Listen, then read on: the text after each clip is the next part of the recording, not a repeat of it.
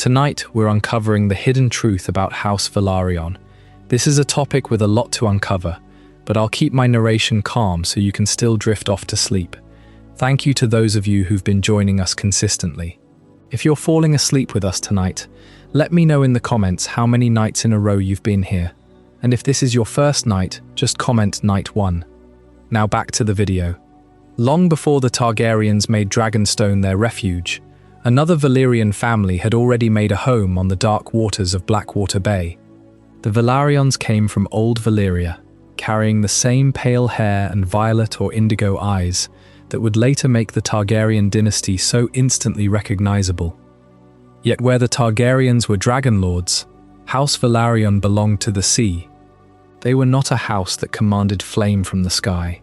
They raised ships, read currents, followed stars, and turned distance itself into wealth. Their first settlement in Westeros was Driftmark, the largest island in Blackwater Bay, a place of windswept shores and busy harbours.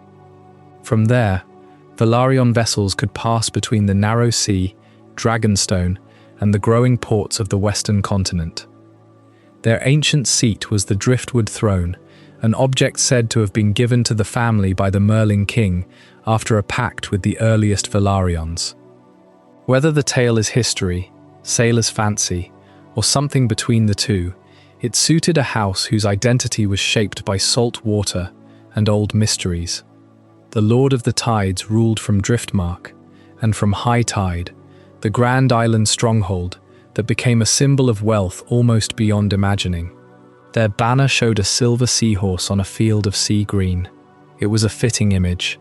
The seahorse is small beside a dragon, but it survives in waters where larger creatures may not. The words associated with the house, the old, the true, the brave, also carried a quiet confidence. The Velaryons did not need to claim they were the greatest. Their ships, their gold, and their ancient blood spoke for them. In Old Valyria, they had been allies to the Targaryens. Both families escaped the doom because they had left the freehold before its cities burned beneath ash and fire.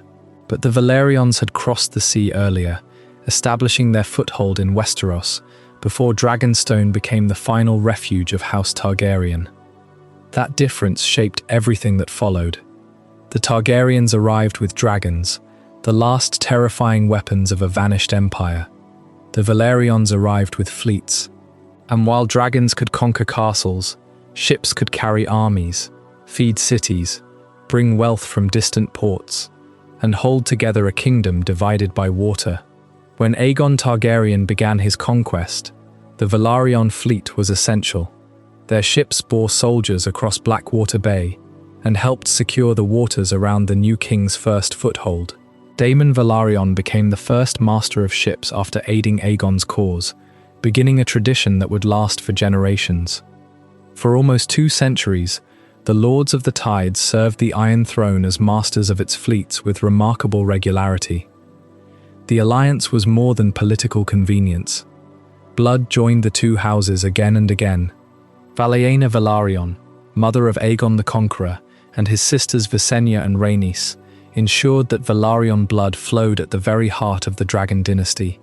In many ways, the history of the Targaryens cannot be separated from the history of their seafaring kin. But House Velaryon was never content merely to stand in the shadow of dragons. At its height, it became richer than the Lannisters, with its fleet ruling the narrow sea and its treasure filling the halls of High Tide. Then came Corlys Velaryon, remembered as the Sea Snake, a man whose voyages carried the name of Driftmark farther than perhaps any Westerosi lord had ever travelled. His triumphs would make House Velaryon dazzlingly powerful, and, in time, the same family would discover how quickly centuries of careful ambition could be broken upon the violence of civil war. On Driftmark, when the clocks of King's Landing have long fallen silent, and the only light comes from the stars reflecting off Blackwater Bay, the sea still speaks. It carries the memory of a house that was standing watch on these shores before the Targaryens ever set foot on Dragonstone. The waves that break against the rocks of Driftmark have been doing so for thousands of years, and they remember a time when the only dragons were the ones painted on the sails of Velaryon ships. This is the paradox at the heart of House Velaryon. They were Valyrians of the oldest blood, cousins in all but name to the Targaryens, with the same silver hair and violet eyes that marked them as children of the freehold. Yet they never held a dragon. They never flew above the clouds or rained fire from the sky. Instead, they turned their gaze downward, to the water, and found a different kind of dominion. The sea became their dragon. From their island fortress of Driftmark, the Velaryons built fleets that ruled the narrow sea for centuries. They mastered the currents, the winds, the hidden shallows that could wreck a ship in moments. They learned to trade with every port from Pentos to the Summer Isles, and in doing so, they grew rich beyond the dreams of most lords. Their ships carried spices, silks, timber, and iron. They carried armies and ambassadors. They carried the very weight of the Targaryen conquest itself. When Aegon the Conqueror looked across Blackwater Bay and saw his destiny waiting on the mainland, it was Velaryon ships that bore his soldiers to the shore. It was Velaryon seamanship that secured the waters around his new capital, and it was Daemon Velaryon who became the first master of ships, a title that would remain in the family for nearly 200 years. This is why House Velaryon deserves to be seen not merely as a footnote to Targaryen glory, but as a forgotten power in its own right. The dragons drew the eye, but the ships held everything together. The Velaryons were the spine of an empire, the unseen force that kept the realm connected. But the old, the true, the brave, as their words say, they were built for endurance, not spectacle. And like the tides they served, they understood that power is not always about being seen. Sometimes it is about being present, constant, and impossible to ignore. On Driftmark, as the night deepens and the water grows dark, the memory of that power remains. The sea does not forget what it has carried, and the Velaryons, even in their quietest moments, knew that the waves would always remember. That understanding shaped every generation that followed. While other noble houses measured their strength in castles, fields, and banners, the Velaryons measured theirs in masts on the horizon. A lord of Driftmark could lose a harvest to winter, or a village to war, and still recover if his harbour remained full. A fleet was wealth that moved. It could flee danger, bring home treasure, or strike an enemy before that enemy had even heard the drums of war. No Velaryon understood this better than Corlys Velaryon, remembered across the known world as the Sea Snake. In his youth, Corlys sailed farther than any Westerosi lord had dared to dream. He crossed the Jade Sea, reached the distant island of Leng, and visited ports so rich that the markets of King's Landing seemed small beside them. He returned with exotic cargoes, rare knowledge, and enough gold to transform Driftmark from a respected island seat into one of the greatest powers in the Seven Kingdoms. Under Corlys, the harbour at Hull swelled with merchant vessels and war galleys. Spicetown became a place of counting houses, shipyards, taverns, and warehouses stacked high with goods from half the world. The Velaryons did not simply possess wealth, they understood how wealth worked.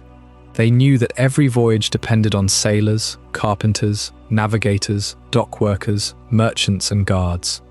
They knew that gold could buy swords, but ships could decide where those swords would ever be used. That made House Velaryon indispensable during the height of Targaryen rule. Dragons could win a battle in an afternoon.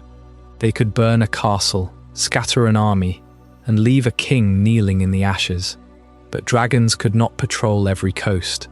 They could not carry grain through a blockade, escort envoys through pirate waters, or supply an army across the sea. For those tasks, the Iron Throne needed the Velaryons, and yet necessity rarely earns the same songs as glory. The Dragon Lords became legends because their power was visible in the sky. The Velaryons worked below them, in the spray and the fog, where history was often written in ledgers, charts, and quiet orders given on a moonless deck. Their victories were measured in safe crossings and enemy sails that never reached shore. The closeness between the two Valyrian houses also brought danger. Blood ties can bind a family tightly, but they can also pull it into struggles that were never truly its own.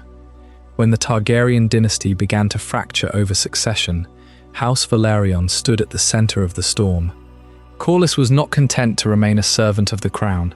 He had built a fortune and a fleet powerful enough to make the greatest lords listen. His marriage to Princess Rhaenys joined Velaryon ambition directly to the royal line, and the question of inheritance became impossible to separate from the future of Driftmark. During the Dance of the Dragons, the sea became another battlefield. Velaryon ships carried armies, guarded vital waters, and faced the terrible cost of choosing a side in a war between dragon riders. The house gave sons, grandsons, ships, and cities to the conflict. Spicetown was attacked and burned. Its wealth vanished in flame and smoke. The great fleet that had taken generations to build was shattered piece by piece. This was the cruel truth of Velaryon power. The sea could make them rich, but it could not protect them from the wars of kings. Their strength depended on movement, trade, and stability. Civil war poisoned all three. By the time the dragons had nearly destroyed one another, the Velaryons had paid a price no amount of gold could fully repair. Still, they endured. That may be the most Velaryon thing of all. They did not vanish when their brightest age ended. They remained on Driftmark, holding their ancient seat, watching the same waters their ancestors had watched before the conquest. Their place in the realm grew smaller, then larger, then smaller again, as happens to every great house that survives long enough. But their name continued to carry the sound of salt wind and distant sails. Even their sigil tells the story. The Silver Seahorse is not a beast of fire or terror. It is a creature of the deep, strange, and graceful, carried by currents stronger than itself. It survives by moving with the sea, rather than trying to command it. That was the wisdom of House Velaryon. Where the Targaryens sought to bend the world through flame, the Velaryons learned to navigate it. And perhaps that is why their legacy feels so haunting. The dragons are gone, their roars reduced to stories told by old men and maesters. But the sea remains. Every ship that crosses Blackwater Bay follows waters once guarded by Velaryon sails. Every tide that rises beneath the cliffs of Driftmark touches the stones of a house older than the realm it helped create. The old, the true, the brave. Those words were never a promise that House Velaryon would always rule. They were a promise that it would remain, not above the world, like a dragon in the clouds, but within it, in the harbour, in the storm, in the long memory of the waves. House Velaryon is as old as House Targaryen, perhaps older. This single truth is the foundation of everything we need to understand about them. In Old Valyria, the bloodlines of the great families stretched back into the mists of legend. The Velaryons were among them, a noble family of deep and ancient lineage, but they were not dragon lords. They were traders. They were sailors. They mastered the currents of the narrow sea, long before the doom. The Targaryens commanded dragons. The Velaryons commanded trade. This is the crucial difference that defined their entire existence. They were a family built for the waves, not the skies. To understand the Velaryons, you have to trace their bloodline back to Old Valyria. They were among the few families who escaped the doom of Valyria. They left before the catastrophe, their ships carrying them to safety, while the empire of their ancestors was consumed by fire. The Targaryens fled on Dragonback. The Velaryons fled on the hulls of their cogs and galleys. And when the doom settled, the Velaryons were already established on Driftmark, the largest island in Blackwater Bay.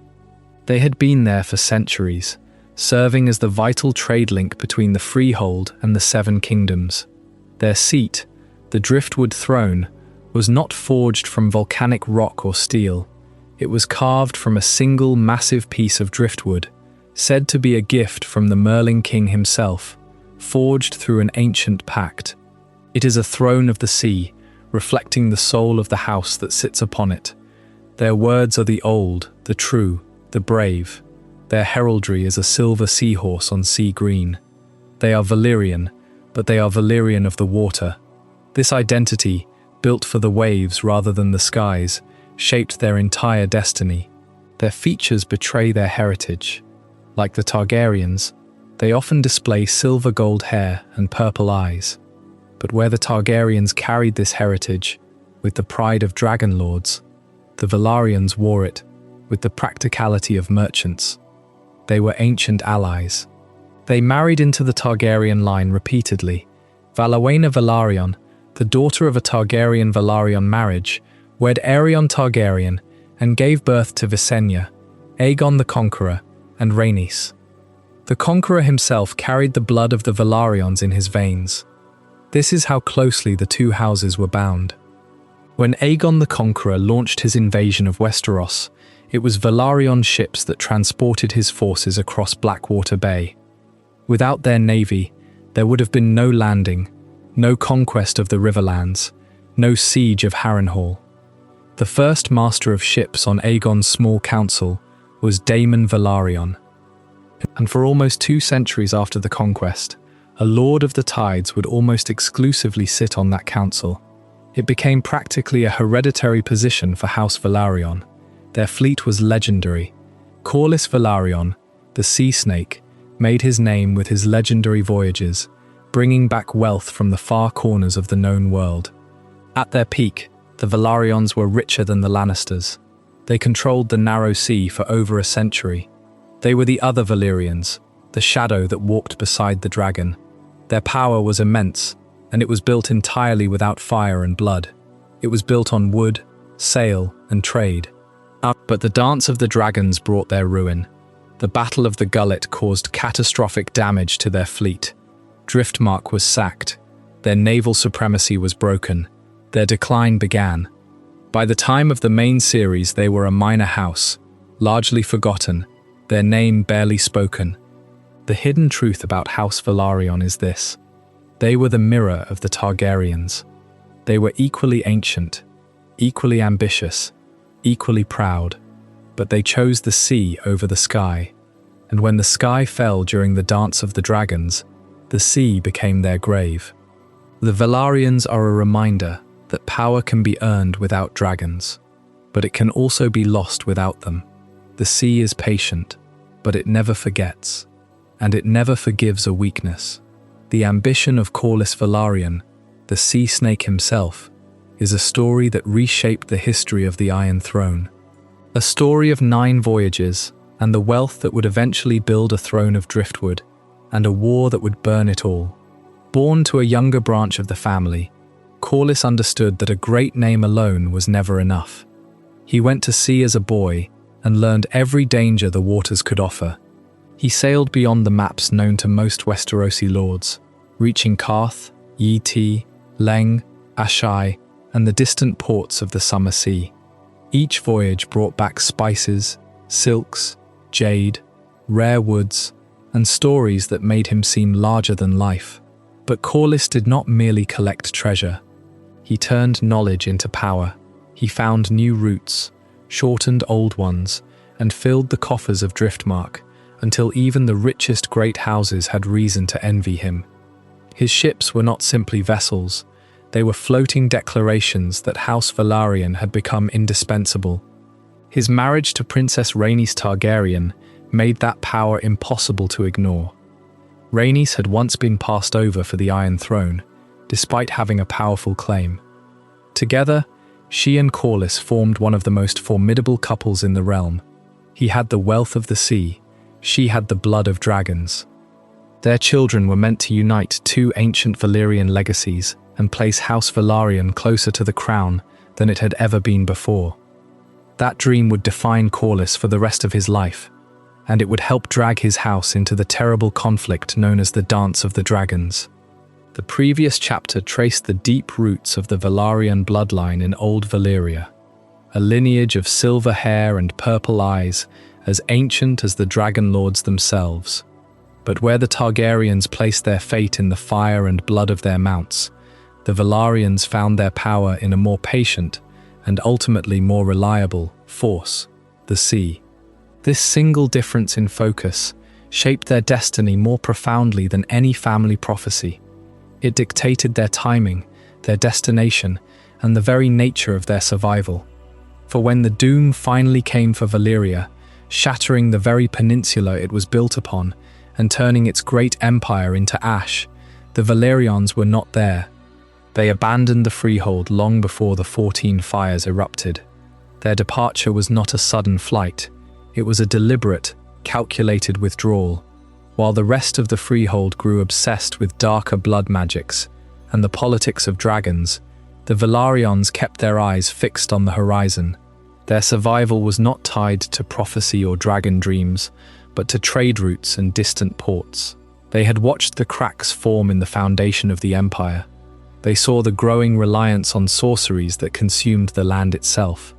And they made a choice, rooted not in mysticism, but in commerce. The Velaryons were already deeply invested in the ports of Westeros. Driftmark, the largest island in Blackwater Bay, was perfectly positioned to control the sea lanes between the free cities and the wealthy kingdoms of the south. They had built a network of thriving outposts. They knew that true survival was not about holding on to the dying fires of a crumbling homeland. It was about anchoring yourself to a stable future.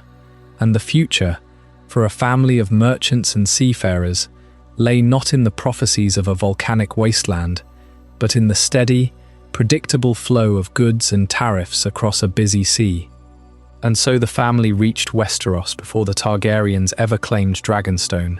This fact is often overlooked, overshadowed by the grandeur of the Targaryen arrival, but it is absolutely crucial to understanding the power dynamic between the two houses for the next 3 centuries.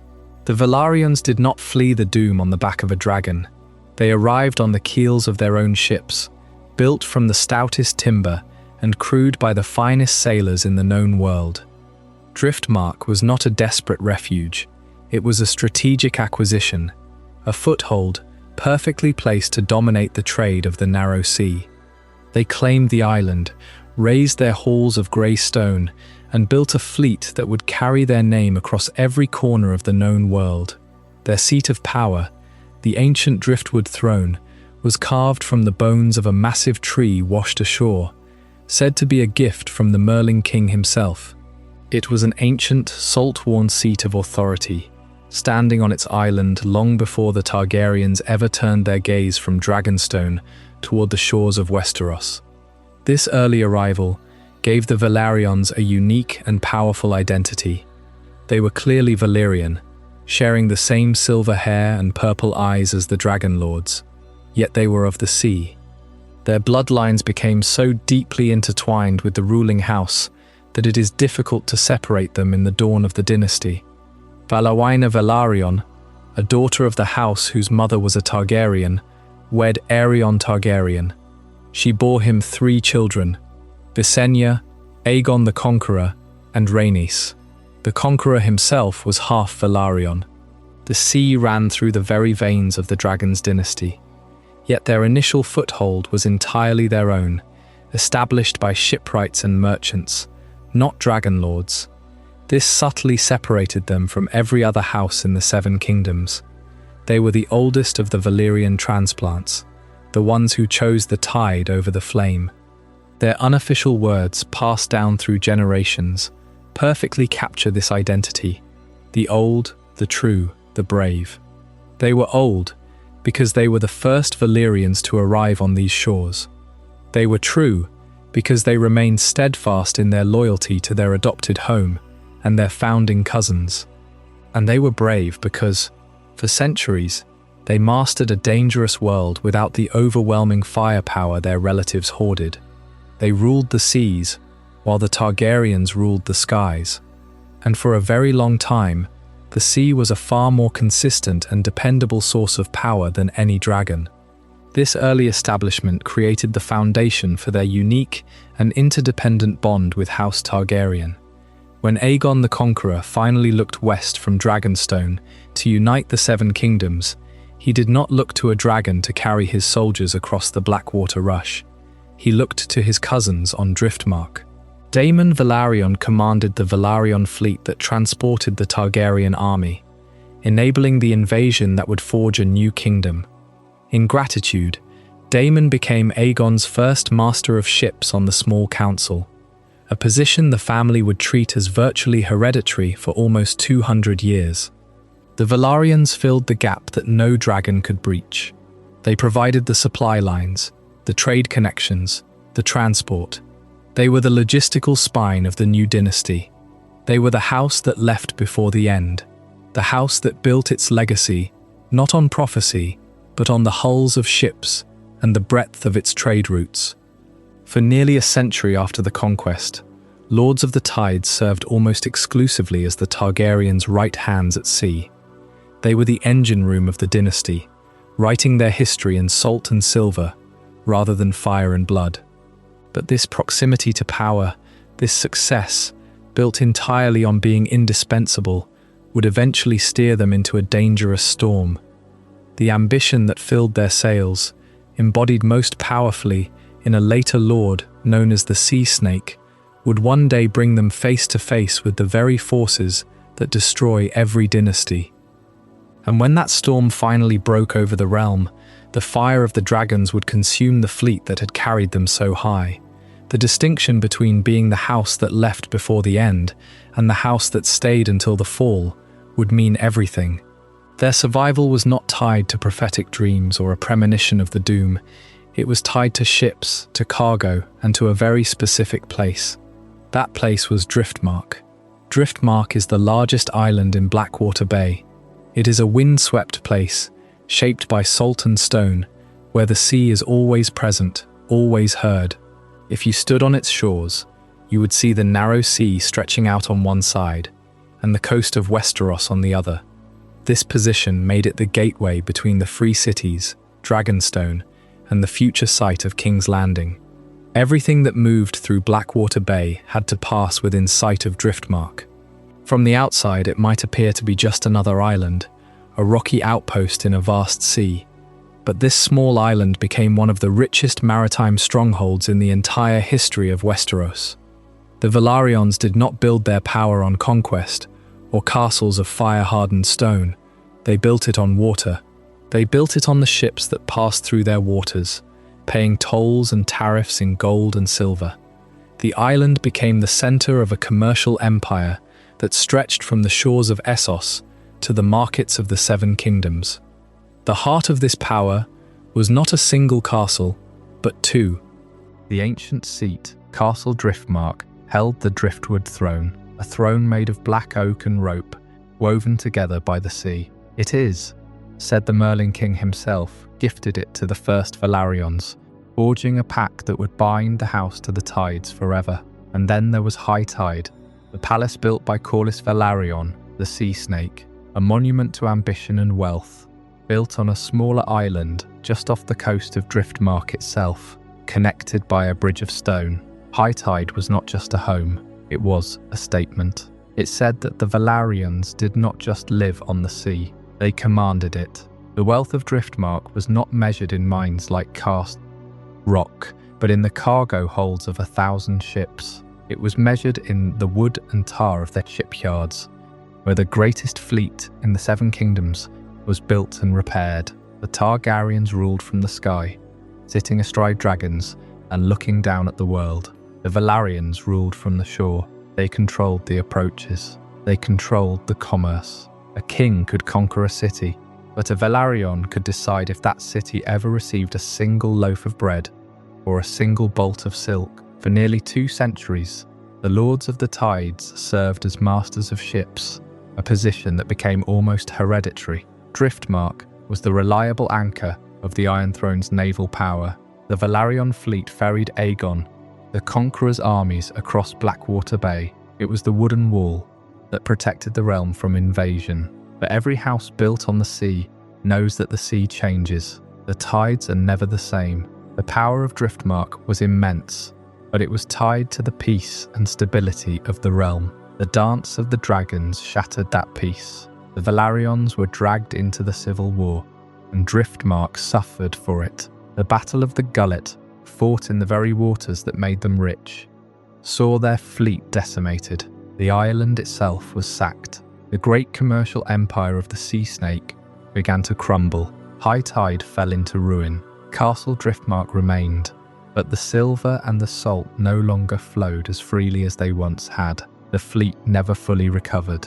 Slowly, other houses rose to fill the void. The Red Wines, the Greyjoys, the Lannisters. The narrow sea was no longer a Velaryon lake. Driftmark settled back into the salt and the mist, a quiet island, holding the memory of a power that once ruled the sea. The tides of fortune had receded, and they would never fully return. The Dance of the Dragons, a war fought for the sky, had drowned the greatest naval power the world had ever known. Yet Driftmark was never entirely forgotten. Its harbours still sheltered fishermen, traders, and warships. Its people still understood currents that mainland lords could barely read.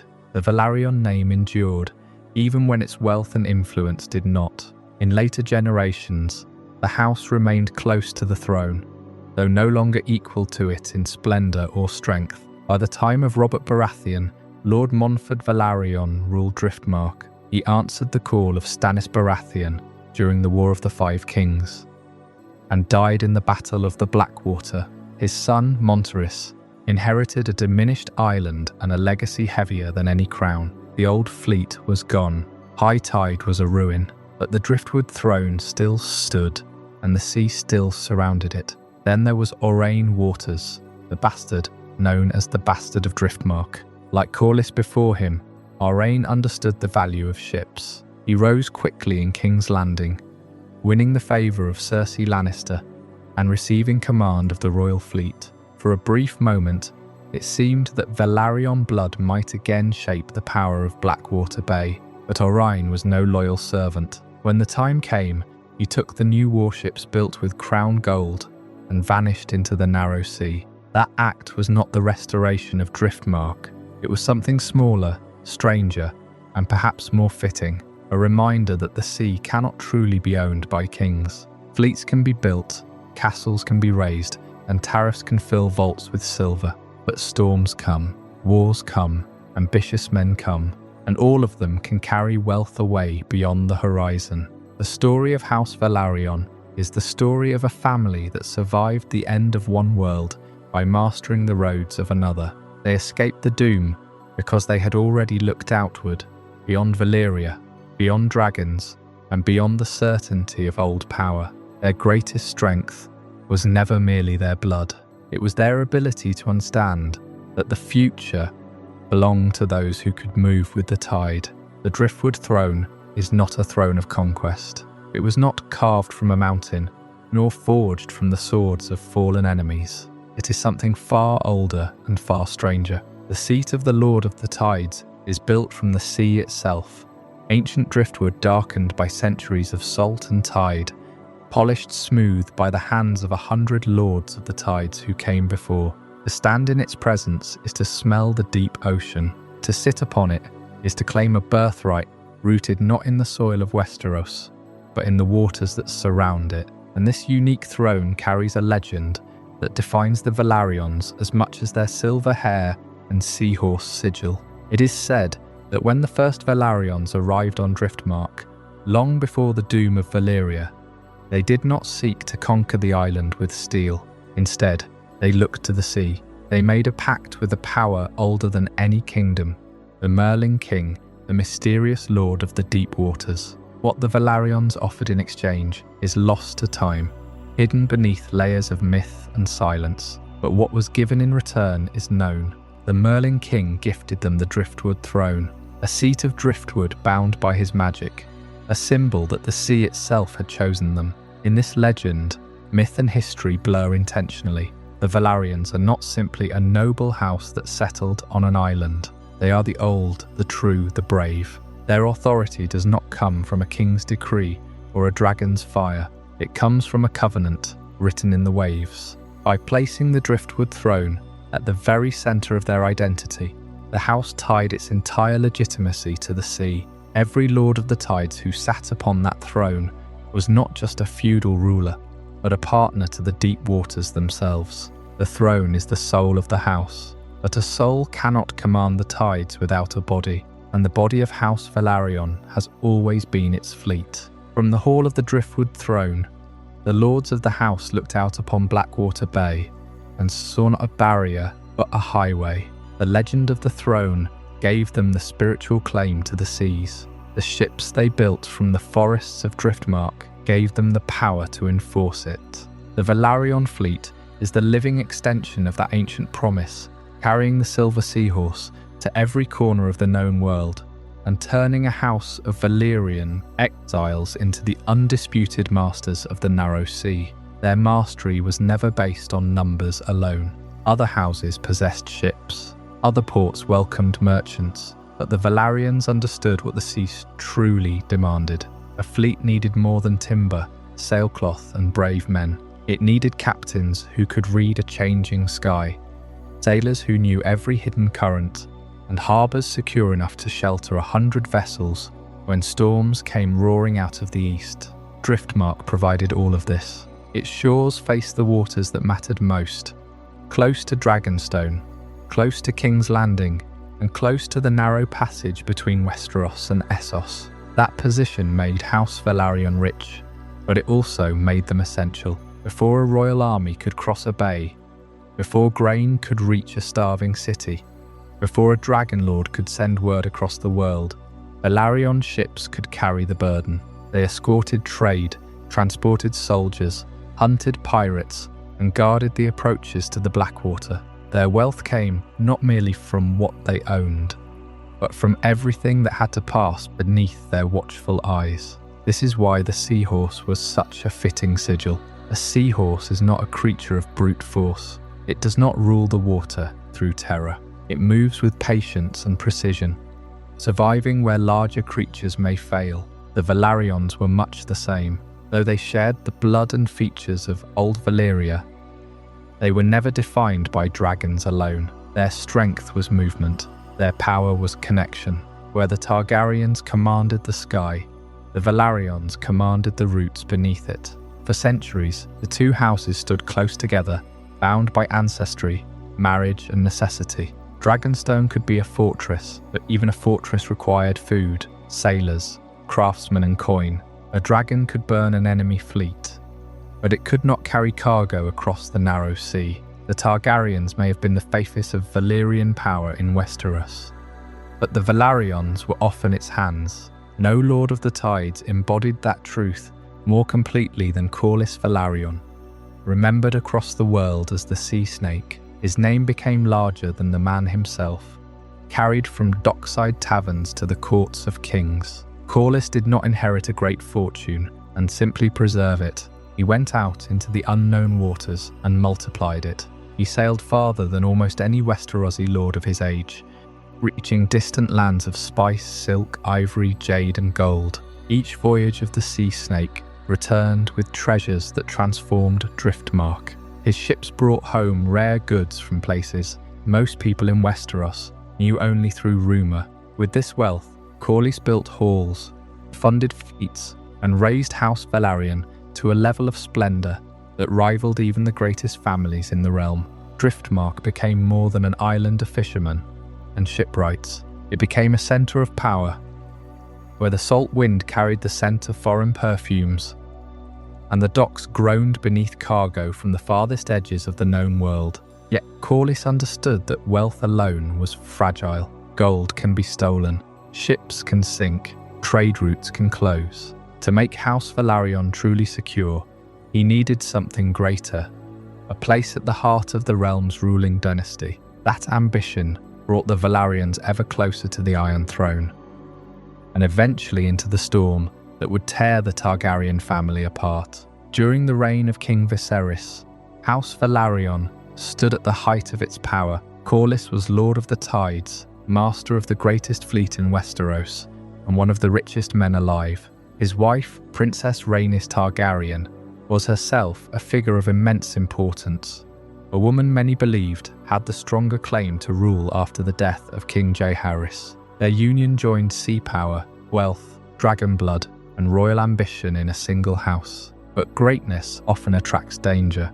The same alliances that elevated the Velaryons also placed them directly in the path of dynastic conflict. Their children and grandchildren became entangled in questions of succession, legitimacy, and inheritance. The Driftwood Throne, once a symbol of an ancient covenant with the sea, now stood close to the centre of a struggle over the future of all Westeros. When the Dance of the Dragons began, the Velaryons did not watch from the safety of their island. Their ships became the backbone of one side's power. Their ports became strategic prizes. Their blood was spilled alongside that of the dragons they had served for generations. The sea, which had made them wealthy and strong, also delivered war to their shores. And perhaps that is the deeper meaning of the Driftwood Throne. Driftwood is not untouched wood. It has been broken loose, cast into storms, pulled beneath waves, and battered against stone. Yet it remains. It is shaped by hardship rather than destroyed by it. House Velaryon endured in much the same way. Their fortunes rose and fell. Their greatest heirs were lost. Their influence was challenged. But the tides continued to return to Driftmark, and the Seahorse continued to ride the waves. The previous chapter closed on the Driftwood Throne, that ancient seat of the Lords of the Tides, carved from the bones of the sea itself. It was twisted and worn, deeply tied to the island's salt-crusted soul, a symbol of a pact older than the Iron Throne itself. A house that old, that wealthy, that deeply steeped in the pride of Old Valyria, could never be content with just one seat. Not when the lord who held it was a man named Corlys Velaryon, a man who had seen the edge of the world and brought back wonders that no throne room had ever witnessed. And so we shift to High Tide. High Tide was not a castle built for war, it was a castle built to be seen. Corlys constructed it on a small island just off the coast of Driftmark, connected to the main hold by a narrow causeway. It was the work of his prime, the physical culmination of his ambition. Where Driftmark was practical, a maritime fortress of dark stone and sheltered harbours designed to survive a siege. High Tide was a palace of pale stone and soaring towers, designed to host kings and display the treasures of 100 ports. Consider the difference between these two seats of the same house. Driftmark looked inward. It was made for the sea that surrounded it, for the storms that battered its walls. For the work of governing a naval power, the Driftwood Throne belonged to that older castle, a relic of stewardship. High Tide, in contrast, was made for the world. It was built to display wealth beyond imagination. Corlys filled its halls with tapestries from his legendary voyages, with silks from the Far East, with ivory and spices and rare woods. He brought in scholars and artists. He created a court that could rival the Red Keep itself in learning and luxury, and that contrast reveals something essential about the ambition of House Velaryon at its height. This was a house determined not merely to serve kings, but to stand beside them. For centuries, the Velaryons had been content as the right hand of the dragon. They held the rudder, while the Targaryens held the reins. They were the lords of the tides, the masters of ships, the loyal cousins who kept the realm connected. But Corlys saw beyond that role. He understood that a house which only serves is a house that can be discarded. He built High Tide as a declaration of equality, as a foundation that existed independently of the crown's favour. Yet ambition of that magnitude creates its own gravity. It bends the world around it. High Tide was a statement that the Velaryons would no longer remain quietly in the background of history. And in the Game of Thrones, a house that builds a palace to match its pride becomes a target. The very splendour of that castle whispered of a future where the sea and the sky might finally collide, a future where the Driftwood Throne would be forced to test its strength against the Iron One across the bay, and the storm that would decide that test was already gathering in the waters of the Gullet, where the family's great fleet was about to sail into a war that would shatter the foundations of the realm. The Battle of the Gullet was more than a naval engagement. It was the moment when House Velaryon learned the terrible cost of placing its fortune at the centre of a royal civil war. Corlys had built the greatest fleet in Westeros, but even the sea snake could not command every current or foresee every betrayal. Across the narrow sea, the Triarchy had found common cause with the Greens. Their captains came not as raiders seeking a little plunder, but as an invading force determined to break the power that made Rhaenyra's claim possible. The Gullet was the natural gate to Blackwater Bay, the stretch of water between Driftmark and the mainland. Whoever controlled it could choke the approach to King's Landing. For the Blacks, it was a shield. For their enemies, it was a prize. And for the Velaryons, it was home. When the enemy fleet arrived, the sea itself became a battlefield of burning hulls, shattered masts, and drowning men. Velaryon ships brought the courage expected of the Lords of the Tides, while dragons wheeled above the smoke. But dragons, for all their fire, could not save everything. The battle was won at a price so severe that victory felt little different from ruin. Prince Jacaerys Velaryon, heir to Rhaenyra's cause, and the young man who had spent so much of the war trying to hold her fractured alliance together, died in those waters. He fell amid fire and splintered wood.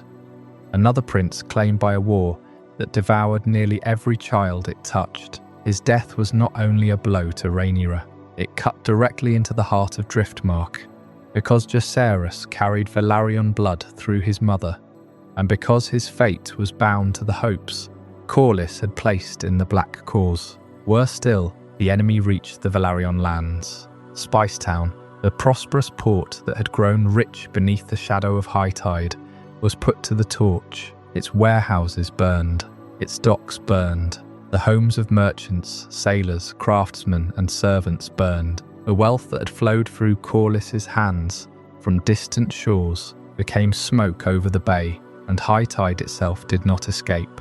The palace that had been raised as a monument to the sea snake's greatness was plundered and destroyed.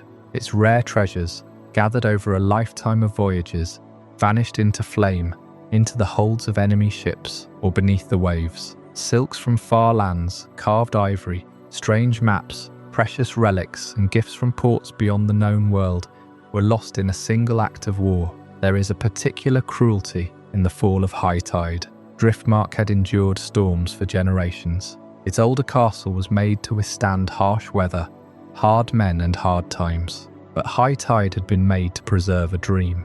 It represented the belief that wealth, vision, and courage could raise House Velaryon to a place equal to any royal dynasty. When it burned, it was not merely stone and timber that were lost. It was the image Corlys had created of a family rising forever.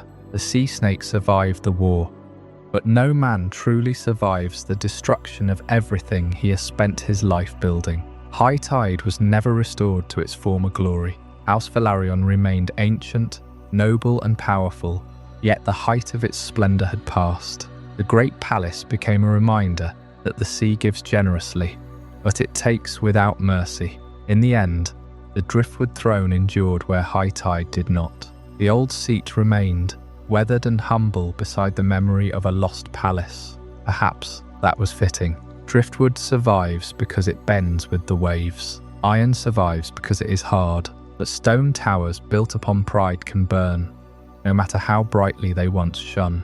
High tide was a statement of pure ambition, a castle that seemed to defy the sea itself. But ambition requires a symbol, and the symbol of House Velaryon was already ancient by the time Corlys Velaryon set the first stone of his great palace. It flew from the towers of high tide, just as it had flown from the ships of the first Velaryons to reach Westeros, a silver seahorse on a field of sea green. These are not random choices. In the language of banners, every colour, every shape, carries the weight of a family's identity. The silver of the seahorse is the blood of Old Valyria, the precious metal of a lost empire, an echo of the pale hair and violet eyes that mark the family as something other than the common men of Westeros. The sea green is the narrow sea itself, the restless domain they ruled, without question, for centuries. But it is the seahorse itself that holds the deepest truth of the house. Consider how most houses choose their creatures.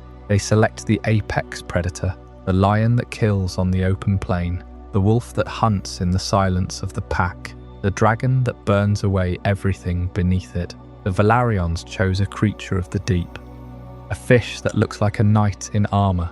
It is a choice that reveals everything.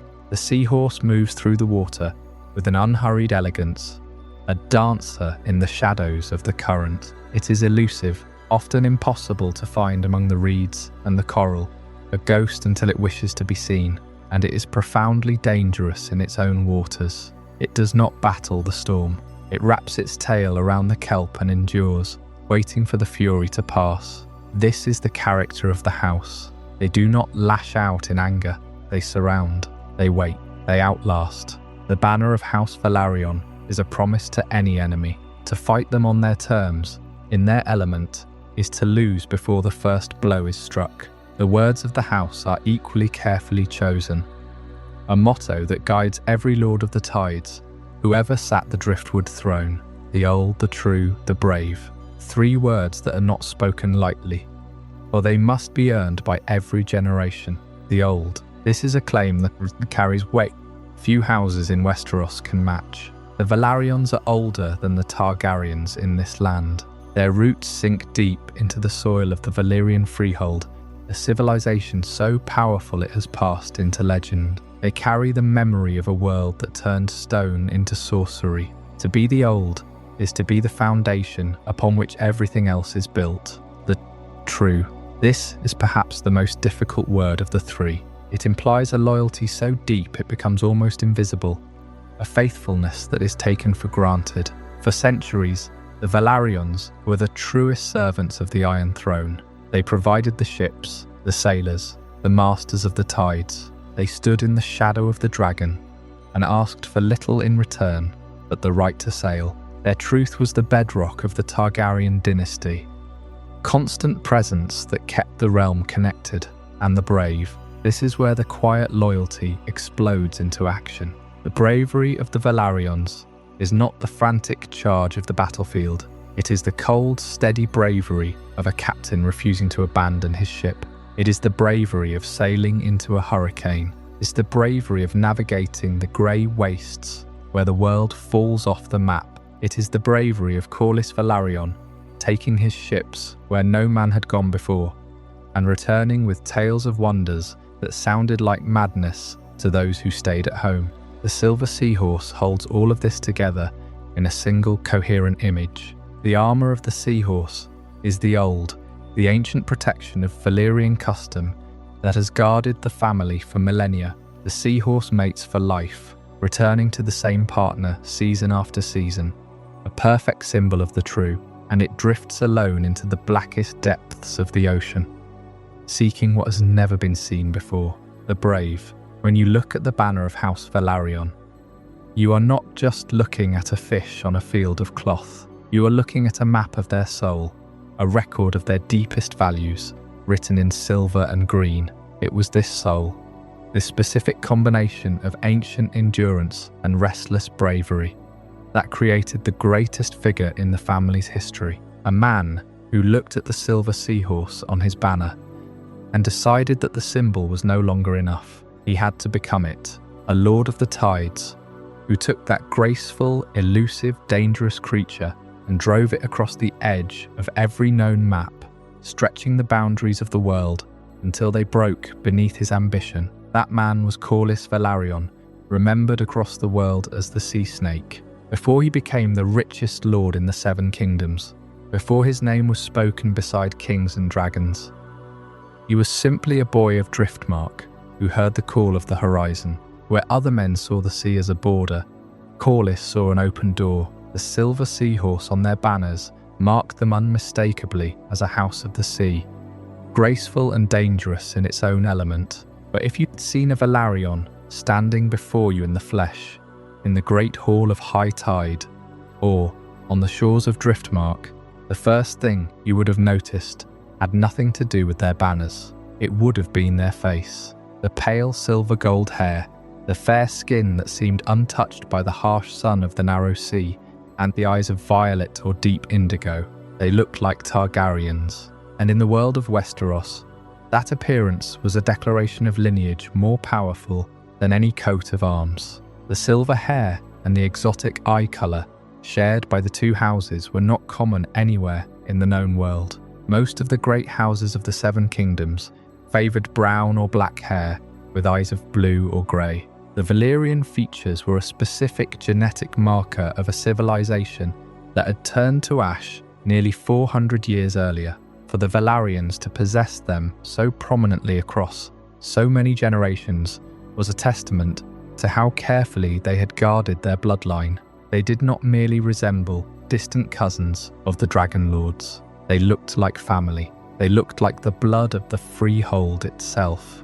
This physical evidence carried immense weight in the politics of the court. The Targaryens used their unique appearance as a constant validation of their right to rule, a reminder printed on their very skin that they were not the same as other men. The Velaryons did not have dragons to reinforce that message. They had their ships, their wealth, and their hair of spun silver. When a Velaryon lord walked the halls of the Red Keep, their appearance commanded a specific kind of respect. They could not burn a battlefield from the sky, but they could stand among the great lords of Westeros and be recognized instantly as the blood of Old Valyria. It was a quiet power, but it was undeniable. Their appearance became the living proof that a rare Valyrian heritage had survived entirely outside the Dragonlord dynasties. The Targaryens were not the only ones who carried the torch of their lost civilization.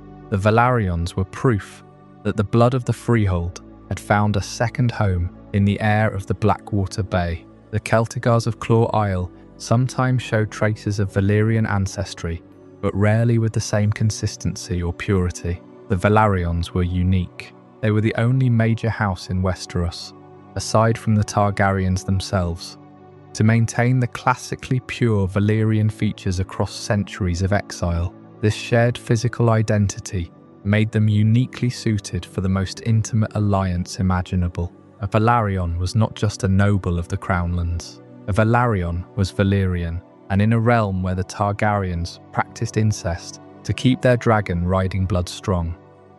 Marrying a Velaryon was the closest a Targaryen could come to another dragon lord without marrying their own sibling. The shared blood bound the families together, and that bond began long before the Doom. The intermarriages arrived in Westeros alongside the Targaryens, but it was Valyna Velaryon who sealed the bond for the ages. Valyna was the daughter of a Targaryen-Velaryon union. She wed Aerion Targaryen and became the mother of Visenya, Rhaenys, and Aegon the Conqueror.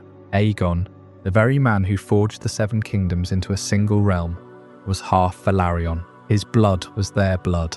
From that moment, the Velaryons were woven directly into the fabric of the ruling dynasty. They were not just allies, they were the kings of the sea, married into the lords of the sky. The bond deepened with each generation.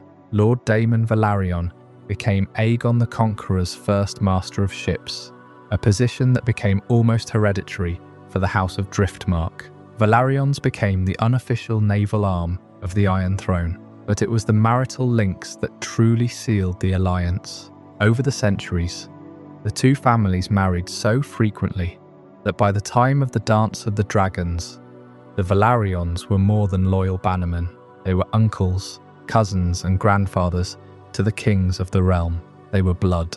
The most powerful display of this shared inheritance came in the marriage of Corlys Velaryon, the sea snake, to Princess Rhaenys Targaryen. Rhaenys was the daughter of Prince Aemon Targaryen, and she herself was already half Velaryon. She was known as the Queen Who Never Was, but her marriage to Corlys was not a match of convenience. It was a recognition of absolute equality. The wealthiest man in the Seven Kingdoms, a man of the purest Valyrian blood, had married a dragon rider.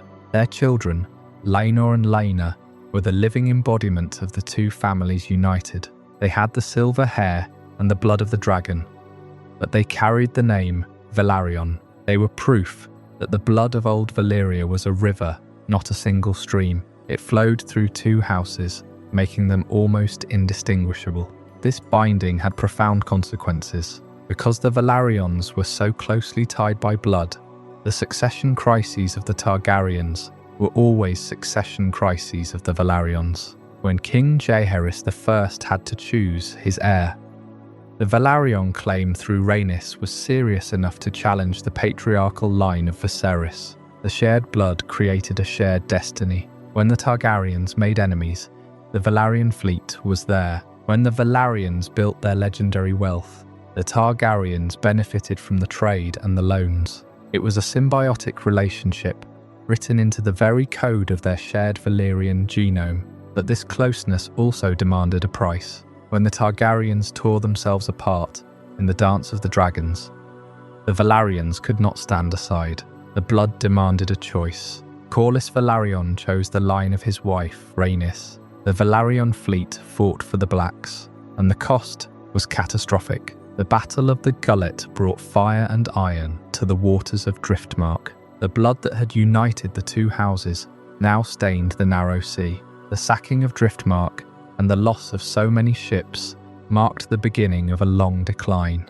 The silver hair and the purple eyes were the surface level of a much deeper truth. They were the visible signature of a civilization that had been destroyed. For the Velaryons, this shared blood was not just a mark of pride, it was the very foundation of their identity in Westeros. It legitimized their power, fueled their ambition, and bound them irrevocably to the dragons of House Targaryen. This inheritance explains why a house without dragons could stand so close to the throne for centuries. It explains why they were trusted, why they were feared, and ultimately, why they were willing to risk everything. Their blood was the thread that sewed their fate to the Dragon Lords. And when the dragons danced, that thread pulled Velaryon into a war that would test the limits of their loyalty, their legacy, and the true strength of their ancient inheritance. That Valyrian heritage, the silver hair, the violet eyes,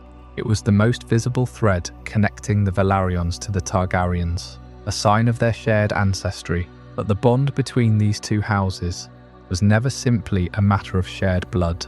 It was forged long before either family became central to Westerosi history. The Velaryons and Targaryens were ancient allies, their relationship stretching back to the height of the Valyrian freehold in Essos, an alliance of complementary strengths. Dragons above and the fleets below. In Old Valyria, the great dragon lords commanded the sky with their beasts of fire and scale. Their power was absolute, but even they understood the value of the sea. The Velaryons were not dragon lords. They could not harness the sky, so they mastered the deep. They raised ships, controlled the trade routes, and built their wealth on the currents of the narrow sea centuries before they ever laid eyes on Driftmark. While the Targaryens held a relatively minor station among the 40 Dragon Lord families, the Velaryons were their closest confidants, their maritime arm, the sailors who carried their goods, the merchants who expanded their reach, the hands that guided the ships of the lords who flew. When Daenys the Dreamer foresaw the doom of Valyria, it was the Targaryens who decided to flee. They sold their holdings in the freehold and purchased the volcanic island of Dragonstone at the edge of the known world. But the Velaryons did not wait for a formal invitation. Their bonds were too tight. They packed their own ships, loaded their own wealth, and sailed alongside their Targaryen kin. And remarkably, the Velaryons did not simply follow the Targaryens into exile. They led the way. House Velaryon settled on Driftmark, the largest island in Blackwater Bay, establishing a trading outpost and a formidable naval presence. They were in Westeros before the Targaryens were. They planted the Valyrian banner on the shores of the future Seven Kingdoms a generation before Aegon the Conqueror was even born.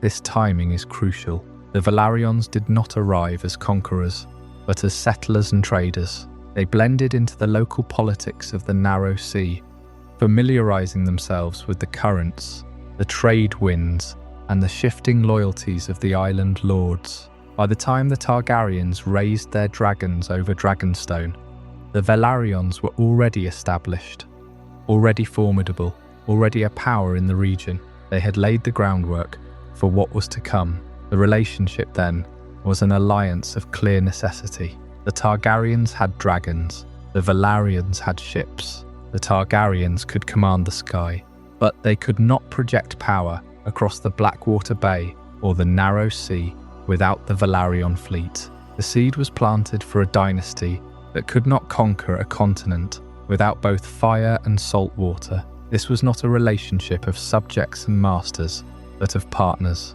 The Velaryons served as the Lords of the Tides, the Masters of Driftmark, and for nearly 2 centuries after the conquest, they almost exclusively held the position of Master of Ships on the Small Council. The very first Master of Ships under Aegon the Conqueror was a Velaryon named Daemon, a title that became practically hereditary. The bloodlines soon intermingled as well. A Velaryon woman, Valaina, married into House Targaryen and gave birth to the 3 children who would change history: Visenya, Aegon the Conqueror, and Rhaenys. The blood of Driftmark flowed directly into the veins of the Conqueror himself. An alliance of convenience became an alliance of family, and when the time for conquest arrived, the Velaryons were indispensable. They did not just provide ships, they provided strategy. It was their fleet that carried Aegon's armies across the Blackwater Bay. It was their sailors who secured the mouth of the Blackwater Rush,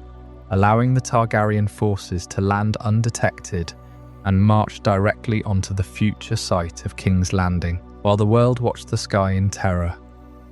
While they looked for the shadows of dragons, the Velaryons quietly commanded the sea. They held the supply lines, they transported the troops, they made the invasion logistically possible. The conquest was not won by fire alone. It was won by fire and salt water working in perfect concert. For nearly 2 centuries after the conquest, the relationship remained strong. The Lord of the Tides by birth was almost always the Master of the Sea by right of royal service. They became the bridge between Westeros and the free cities, controlling the trade and the travel of the narrow sea. Their loyalty to the Iron Throne was beyond question, and their power grew with every ship that sailed under their banner. It was an alliance built on a perfect balance. The dragons held the sky, the salt water held the sea, and together they held the continent. But even the oldest and strongest foundations can crack under the weight of time and ambition. The partnership between the dragon and the seahorse was about to enter its most complicated chapter, for the Lord of the Tides was not content to simply serve the Iron Throne any longer. He had seen the wonders beyond the horizon. He had sailed where no Valyrian had sailed before. He had touched the impossible wealth of the East, and he wanted a seat at the very centre of power, not as a servant, but as the architect of a new legacy. The age of simple loyalty was coming to an end, and the age of ambition was dawning over the shores of Driftmark. The story of House Velaryon and House Targaryen is fundamentally a story of an alliance built on complementary strengths. Dragons above, fleets below. It was a partnership that held firm through the doom of Valyria and the founding of a new home on the shores of Westeros. But this alliance was not destined to remain merely a political partnership. It was about to be sealed in blood through a marriage that would produce the very children who would reshape the world. The central figure of this union is Valaina Velaryon. She is a figure who stands at the very crossroads of history.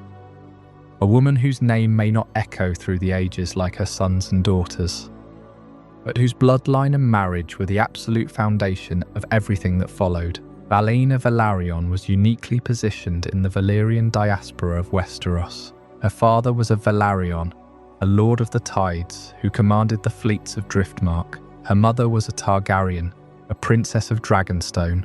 She was, in her own person, the living embodiment of the alliance between the two houses. She was the bridge between the sea and the sky. When she was wed to Aegon Targaryen, a prince of Dragonstone, it was not a simple political merger. It was the beginning of a new dynasty. Aegon was a dragon rider, a man of fire and blood. Valaina was a woman of the sea. The union of these two brought forth 3 children whose names are legend. Visenya, the eldest, would become one of the greatest warriors of the age, a woman of iron will and dragonfire. Rhaenys, the younger sister, was the graceful and charming face of the new regime, a diplomat who helped bind the conquered kingdoms to the throne, and Aegon the Conqueror, the first of his name, King of the Andals, the Rhoynar and the First Men, Lord of the 7 Kingdoms, Protector of the Realm. It is a simple genealogical fact. but its implications are staggering. The conqueror himself carries Velaryon blood through his mother. This is not a footnote. This is the secret history of the conquest. Aegon I was not a pure Targaryen. He was a Velaryon, as much as he was a dragon lord. His blood contained the salt of the sea, as well as the fire of the dragon. This single fact, the blood of Velaryon flowing through the conqueror's veins, completely changes how we must understand the invasion of Westeros. It elevates House Velaryon from the role of loyal bannermen to that of co-founders of the realm. The Velaryons were not merely allies who ferried the army across Blackwater Bay. They were the family that made Aegon possible. Consider the position of Daemon Velaryon. Sometime during the conquest, Daemon Velaryon was tasked with leading the Velaryon fleet in the critical battle of the Blackwater Rush. The Blackwater Rush was the key to Aegon's strategy. It was the river that gave access to the heartland of the Riverlands, and it was guarded by the largest navy in the Eastern Kingdoms, the fleet of the Storm King. Daemon Velaryon smashed this fleet. He secured the river. He opened the path for Aegon's army to march on Harrenhal. Daemon was not just a distant cousin or a faithful vassal. He was the conqueror's kinsman, his blood relative. He fought for the glory of his family. When the war was won and the Iron Throne was forged, Aegon did not forget his mother's family. Daemon Velaryon was appointed the first master of ships in the history of the Seven Kingdoms. This was not a ceremonial title. The master of ships controlled the royal fleet, the navy of King's Landing, and managed the trade and defence of the Narrow Sea. The Velaryons held this position for nearly 2 centuries, almost without interruption. They were the hereditary admirals of the realm, a privilege granted to them because of their blood. The high point of this early Velaryon influence was the reign of King Jaehaerys I, the Old King. Jaehaerys' own mother was a Velaryon, and he married his cousin, Queen Alysanne, a Velaryon. Their marriage was one of the happiest and most politically successful in Targaryen history. Together, they built the King's Road, reformed the realm, and ushered in a golden age of peace and prosperity. This was the Velaryon influence at its most profound, guiding the dynasty from the very heart of the royal family. The blood of Velaryon flowed in the veins of every Targaryen who sat the Iron Throne for centuries. It was the glue that held the alliance together. It was the reason the Velaryons were trusted with fleets, with gold, with the most sensitive positions in the kingdom. They were not outsiders who had bought their way in. They were family. This revelation reframes the entire narrative of Aegon's conquest. The dragons of Dragonstone were the weapon, but the Velaryons were the hand that wielded it. They provided the ships that carried the army. They provided the gold that paid for the mercenaries and the supplies. They provided the blood that gave the conqueror a broader claim, a connection to a deeper Valyrian heritage than his own father might have given him alone. The silver gold hair and the violet eyes that define the Targaryen look were shared by the Velaryons. It is easy to see them as interchangeable cousins, but the power dynamic was always distinct. The Targaryens had the dragons. The Velaryons had the ships. For the conquest to succeed, they needed to blend these strengths into a single family. Valyna was that blend. The relationship between the two houses mirrors the relationship between fire and water. They are opposing elements, yet together they create steam, they create pressure, they create the force that can reshape the land itself. This deep familial bond, this integration of blood and salt and fire, would define the trajectory of House Velaryon for centuries. It explains their vast wealth, their immense power, and their ultimate tragedy. They rose with the Targaryens.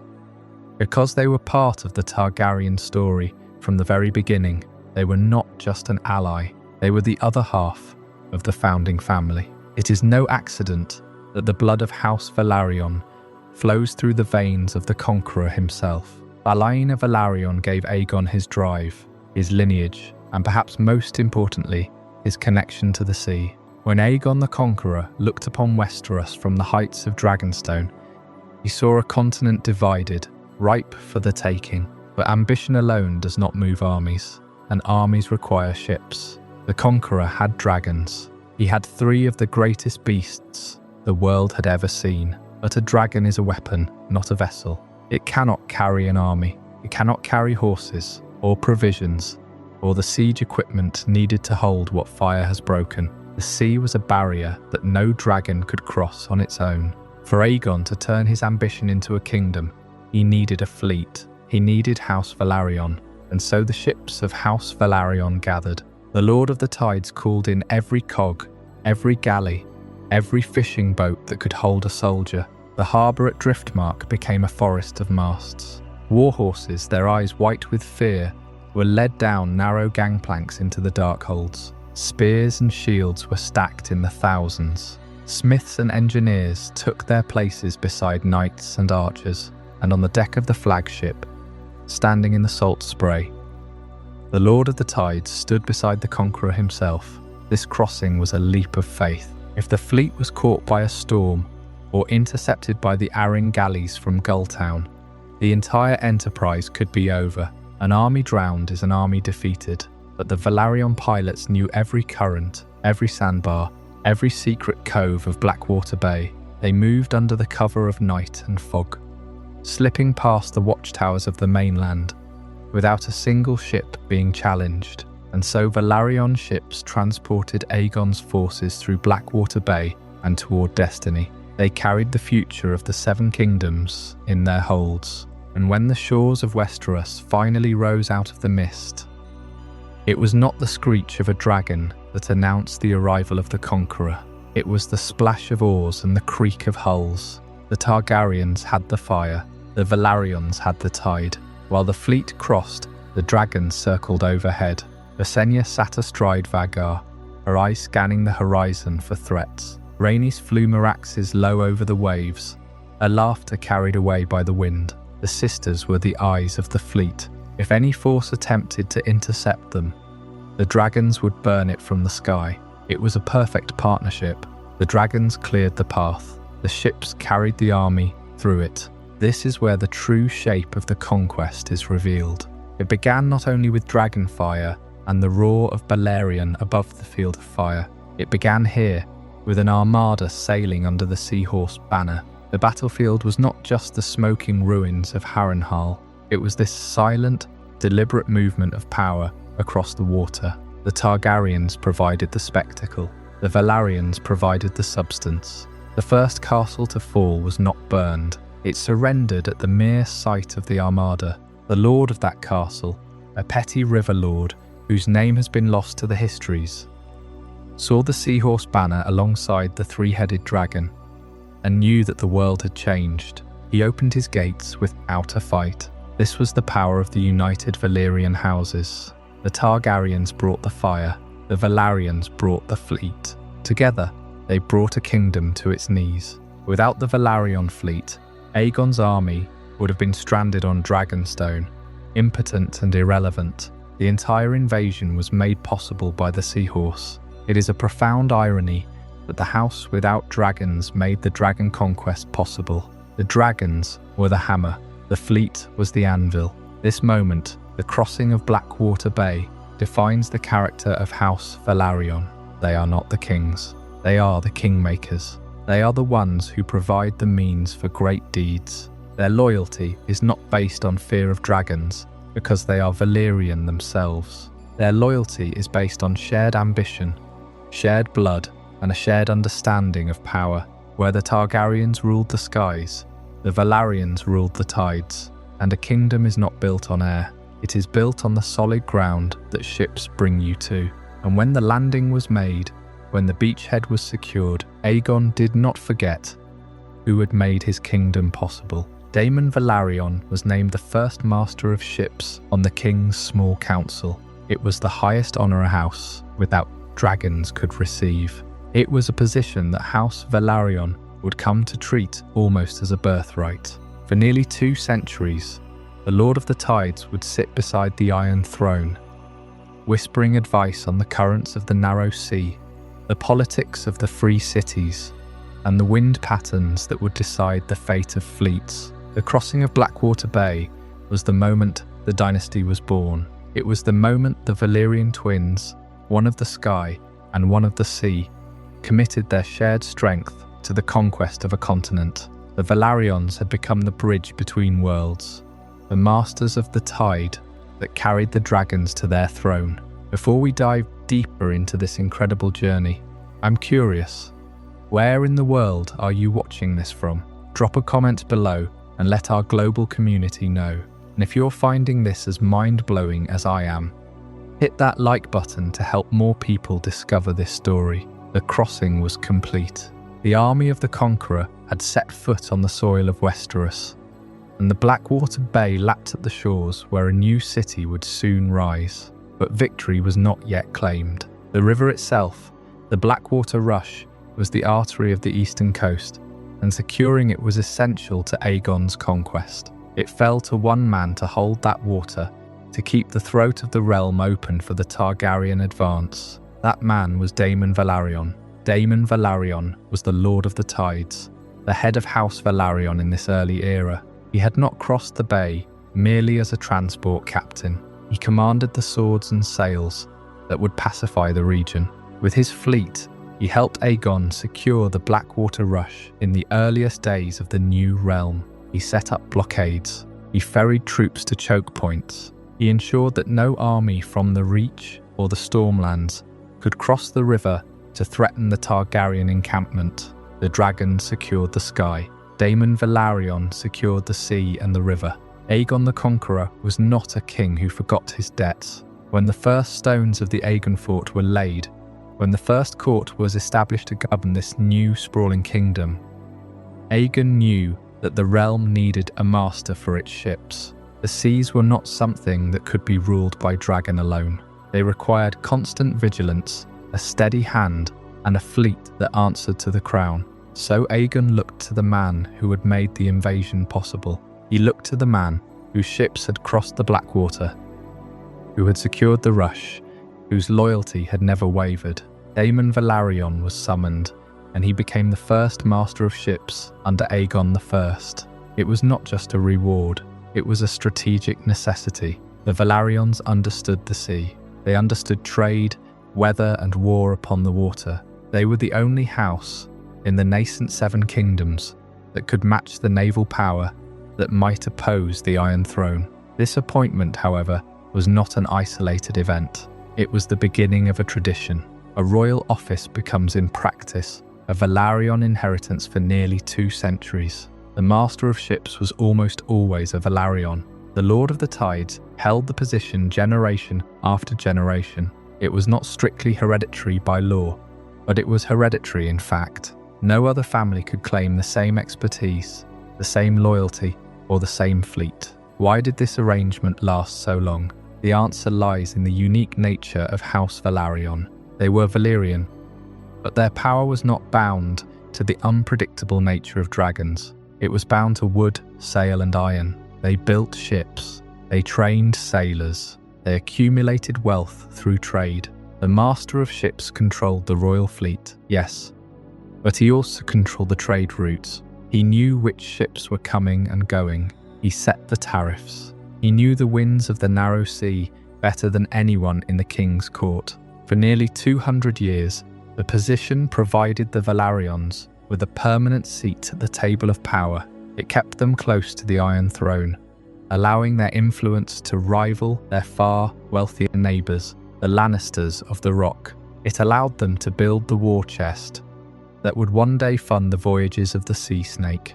But this inheritance of power was not without its complications. By tying their house so closely to the Master of Ships, the Velaryons tied their fate to the stability of the Targaryen monarchy. When the monarchy fractured, so would the Velaryons. When the Dance of the Dragons erupted, the Velaryon fleet was no longer an instrument of royal policy. It became a weapon in a civil war. The Battle of the Gullet, fought in the very waters Daemon had once secured, would shatter the Velaryon fleet and begin the slow decline of the house. But that was a story for another time. For now, in the golden age of Aegon's reign, the future looked like an endless horizon. Daemon Velaryon had set a precedent. The Lord of the Tides was the Master of Ships. The seas of the Seven Kingdoms were Velaryon seas, and from this position, the House of the Silver Seahorse would look outward, not just as defenders of the coast, but as explorers, traders, and builders of a legacy that would one day challenge the very hierarchy of the realm itself. Their seat on Driftmark gave them the perfect vantage point for that ambition. From the shores of Blackwater Bay, Velaryon ships could sail west toward the Sunset Sea, east through the Narrow Sea, or south to the rich ports of the Summer Sea, while other lords measured their strength in fields, castles and mounted knights. The Velaryons measured theirs in hulls, cargoes, and distant harbours. Every successful voyage added to their wealth. Every new trade connection made their fleet more indispensable to the crown. In the generations to come, that foundation would produce men of extraordinary daring, men who saw maps not as boundaries, but as invitations, and none would embody that spirit more completely than Corlys Velaryon, the legendary sea snake. Daemon Velaryon's service as master of ships was not simply a reward for his loyalty. It was the logical extension of an identity that House Velaryon had held for centuries, an identity that is captured perfectly in the ancient titles of its ruling lord. When a new leader takes the Driftwood Throne, he assumes two names. He is the Lord of the Tides, a title that speaks to his authority over the great currents of the Narrow Sea, and he is the Master of Driftmark, sovereign of the island that has been the Velaryon stronghold since before the fall of Valyria. But these titles are not empty honours. They describe a specific kind of power, one that is very different from the power of the lords of the mainland. The Lord of the Tides does not draw his strength from deep mines or broad fields of wheat. His power comes from the harbours that line his domain. It comes from the sailors who know every reef and every current between Dragonstone and the Stepstones. It comes from the shipwrights whose hands shaped timber into hulls that can weather any storm. And it comes from the merchants who carry the Silver Seahorse to every port in the known world, buying and selling with the authority of the sea behind them. Think about what this means for a moment. The foundation of a Velaryon lord's authority is not land, it is movement. It is the constant flow of goods and people across the water, while other lords measure their wealth in the number of peasants who work their fields, or in the thickness of their castle walls. The Velaryons measure their wealth in cargo holds. Every ship that returns to Driftmark is a field harvested. Every harbour that pays tribute is a province conquered. Every trade agreement is a treaty of mutual prosperity. This is the core of their strategy. They do not need to hold 100 miles of farmland to feed their people. They just need to control the sea that brings the food. They do not need to mine gold from the mountains. They just need to control the ships that carry the gold from one kingdom to another. To command the Narrow Sea is to command the approach to King's Landing itself. Every trade vessel bound for the capital, every army that hopes to cross the water, every message that must travel between the north and the south, all of it passes within sight of the Velaryon fleet. For nearly 2 centuries after Aegon's conquest, this naval supremacy made the Lord of the Tides an indispensable figure on the small council. The master of ships was almost always a Velaryon. It was not merely a matter of tradition, it was a matter of practical necessity. No one else understood the language of the sea in quite the same way. No one else had the network of harbours and the fleet of ships to truly enforce the king's peace on the water.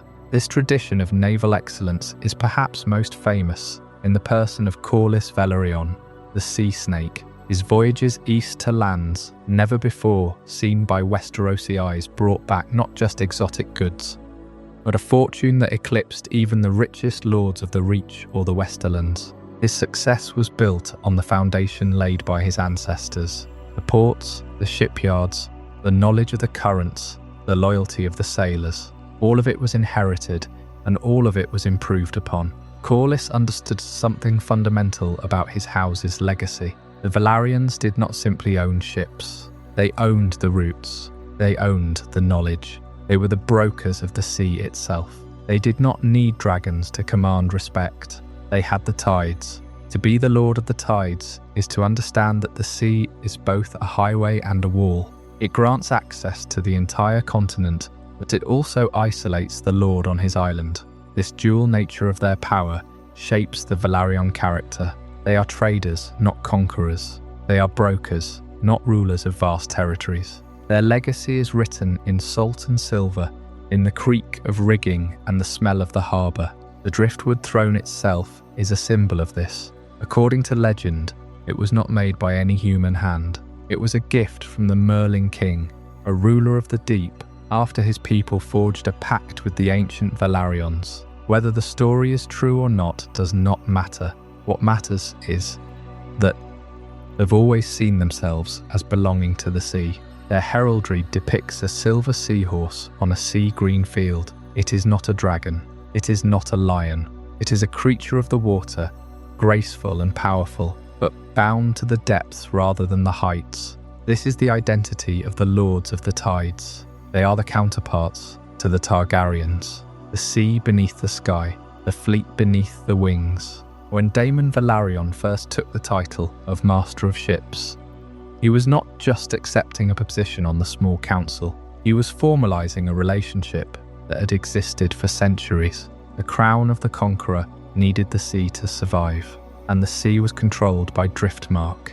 This dependence on naval power makes the Velaryons incredibly resilient in some ways, and incredibly vulnerable in others. As long as their fleet sails, they can project power across the continent. They can trade with anyone. They can defy the armies of the land. But if the fleet is destroyed, the source of their power is gone. This vulnerability will become devastatingly clear during the Dance of the Dragons. When the civil war comes, the Velaryon fleet is a prize that both sides desperately want to secure.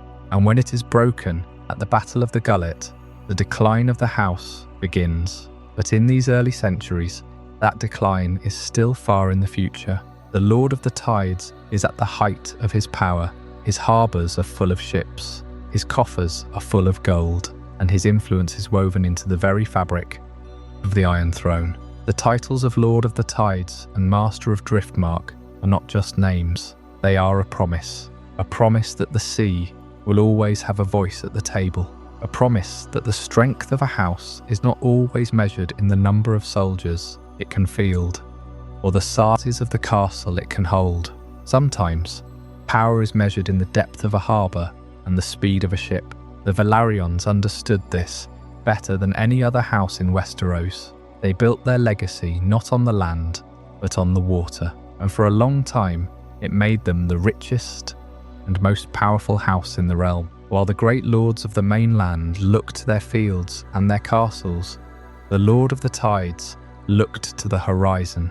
The titles Lord of the Tides and Master of Driftmark were not merely ceremonial honours passed down through the generations. They described a very real, very tangible grip on the world of commerce, travel and conflict that surrounded Westeros, control over deep water harbours, the loyalty of veteran sailors, the industry of shipwrights, and the extensive reach of merchants across the narrow sea. This was the foundation of their power.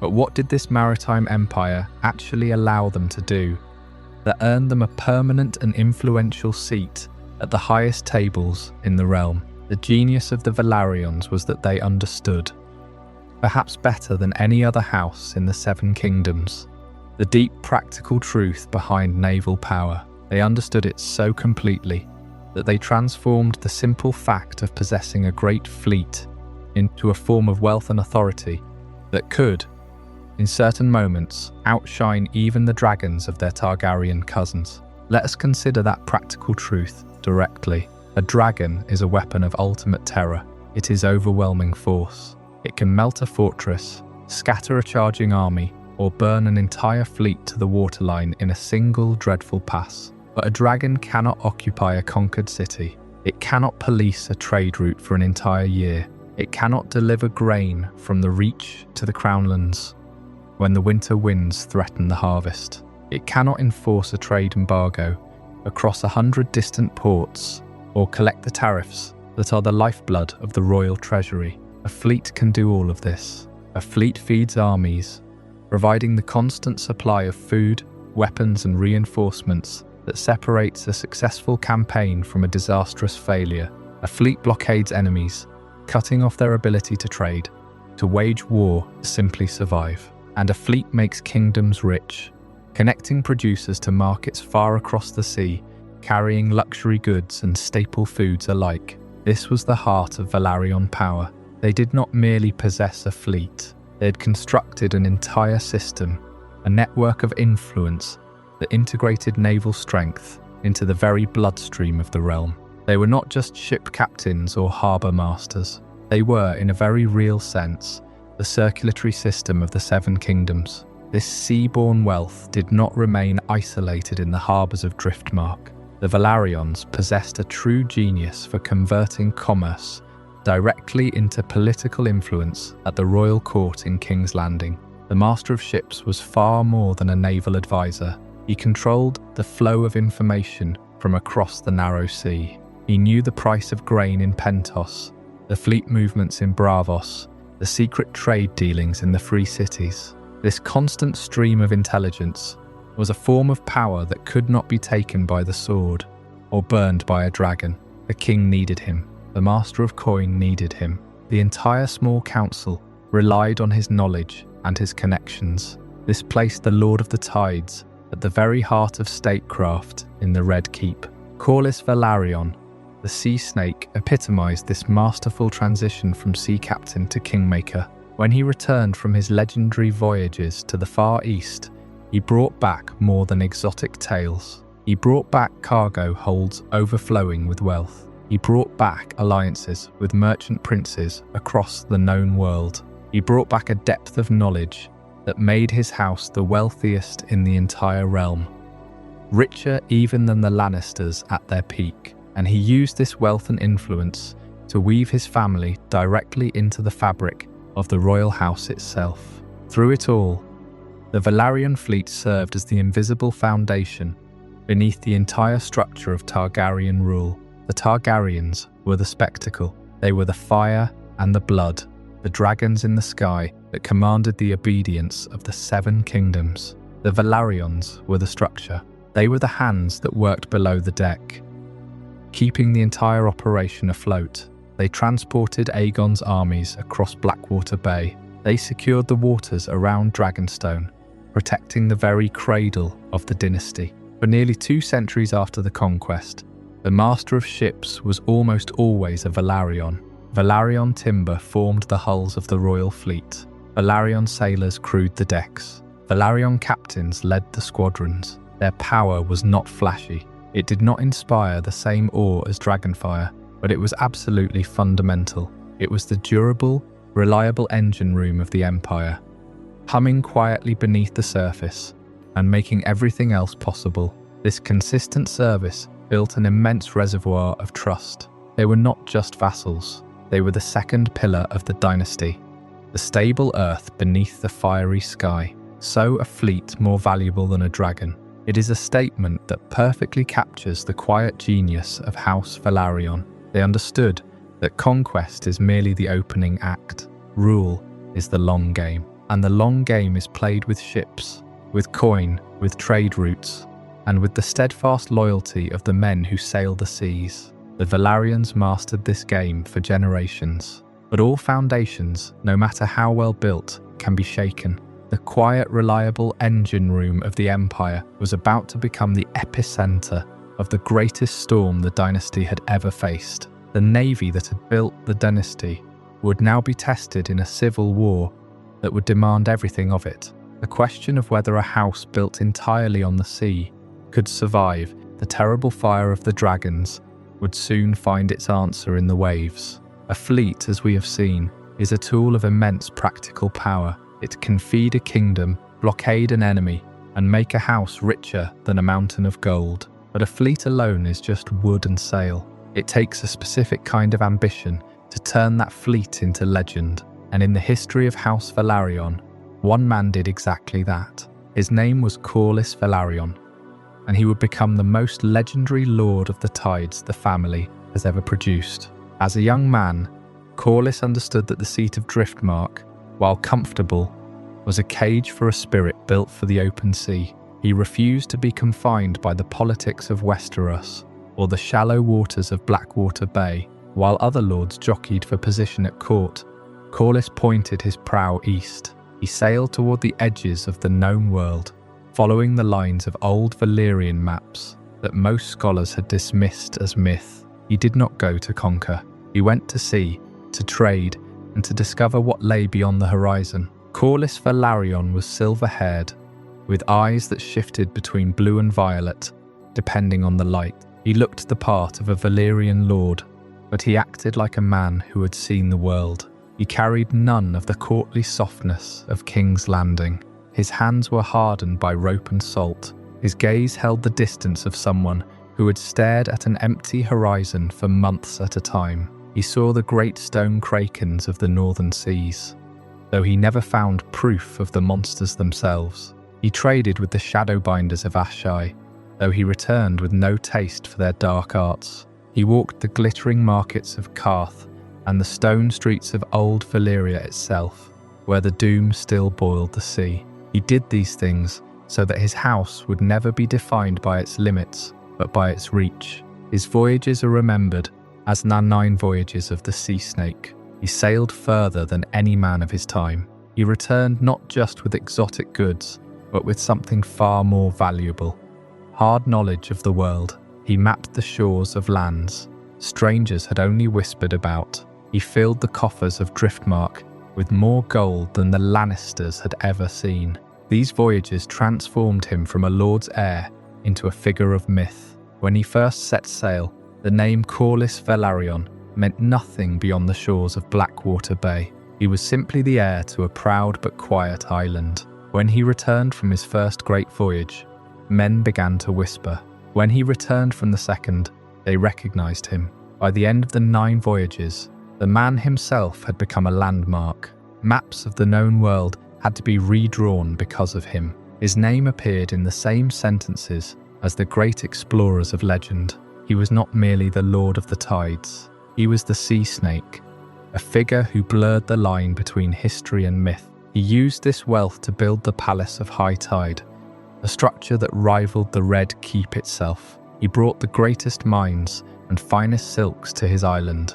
Under his hand, the Velaryon fleet became the supreme naval power in all of Westeros, eclipsing the Greyjoys and the Red Wines. He proved that a man without a dragon could still command the world. The sea in his hands was a dragon of its own, but the ambition of the Sea Snake did not stop at the ocean's edge. He had become the richest man in the 7 kingdoms. The next logical step was power of a different kind, a marriage. The marriage he sought was not just any match. It was to Princess Rhaenys Targaryen, the daughter of Prince Aemon. She was a dragon rider.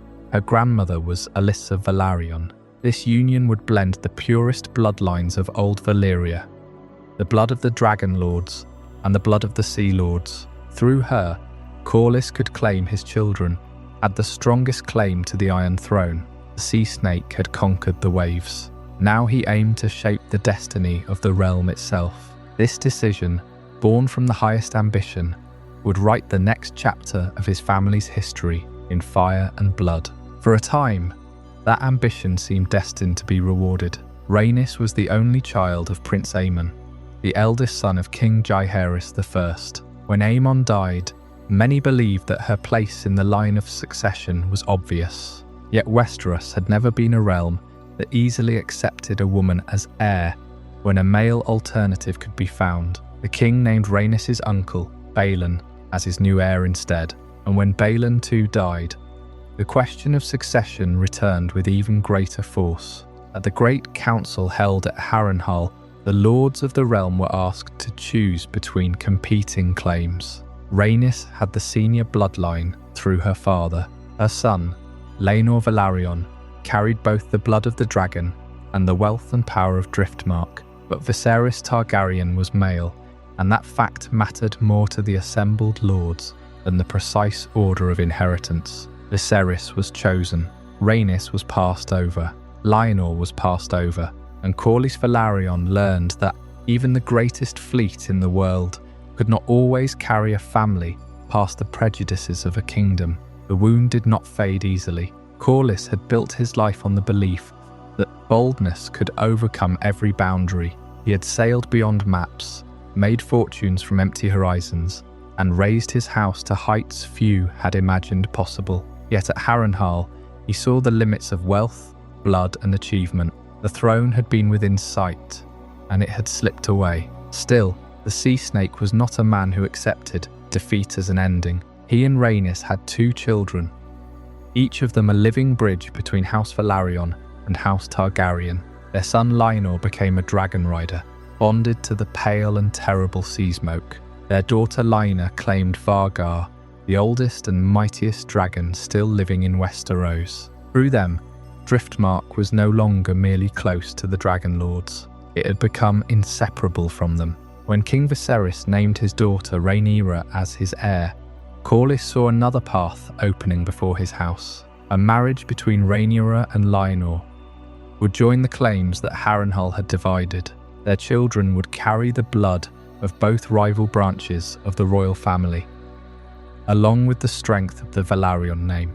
It was a political masterpiece, at least on the surface. But in Westeros, marriages made for power rarely remain simple for long. The union between Rhaenyra and Laenor placed House Velaryon at the very heart of the coming struggle for the Iron Throne.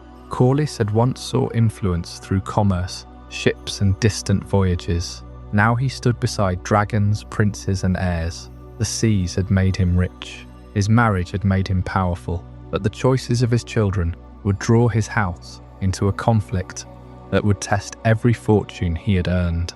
And when the dance of the dragons began, the sea snake would discover that there were storms no sailor could outrun. The sea snake refused to confine himself to a single journey. He planned 9.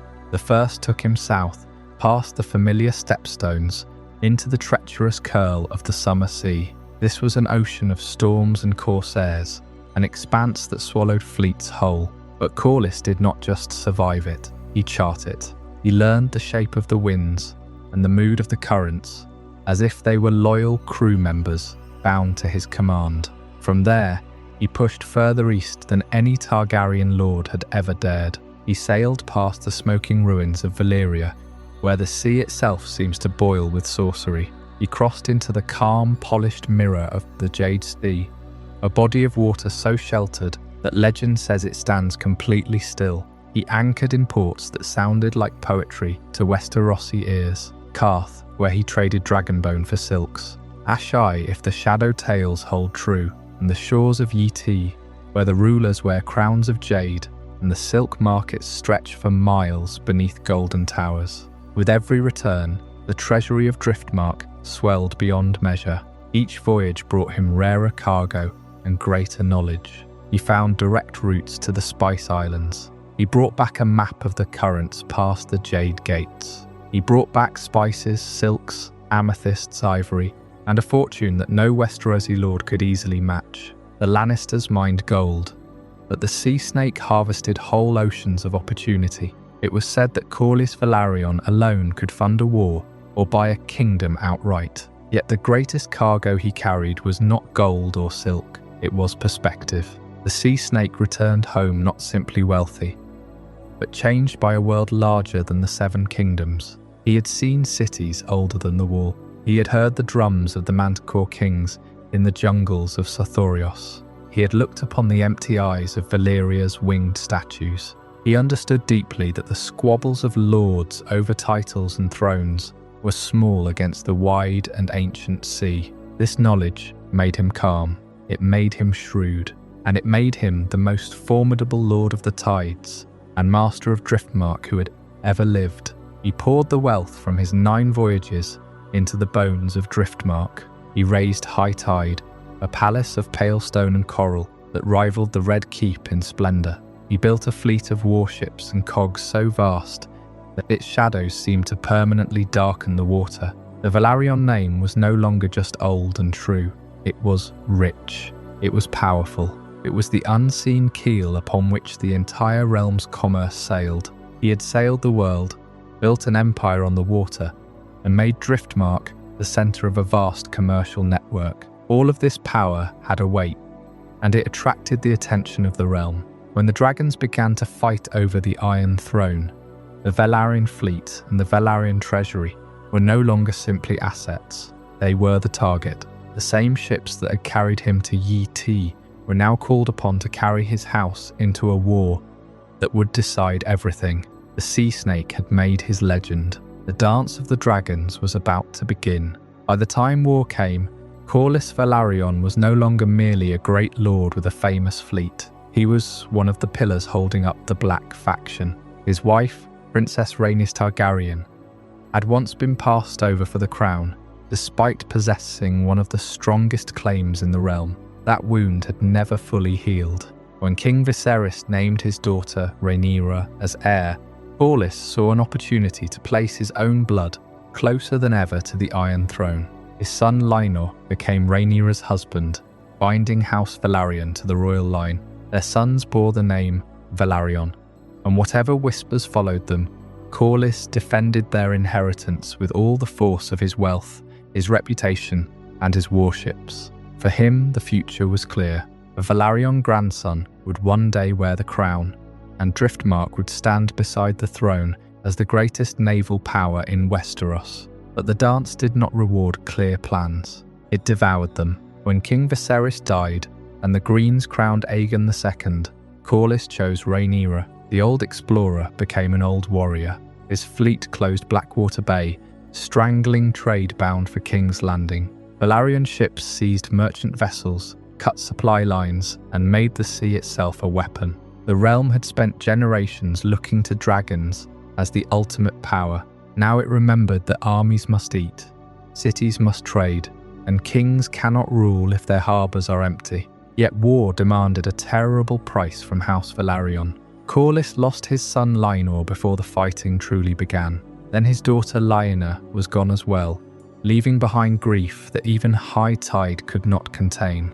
His grandsons became symbols in a conflict too vast for them to control, and when Lucerys Velaryon was killed above Storm's End, the war stopped being a contest of claims and became a blood feud. Corlys endured it all with the hard silence of a man who had watched ships vanish beneath black waves. He understood that survival was not always glory. Sometimes it meant accepting compromises that would once have seemed impossible. Sometimes it meant keeping a house alive when every promise had turned to ash. Even after Rhaenyra took King's Landing, victory remained out of reach. The city was hungry, frightened, and divided.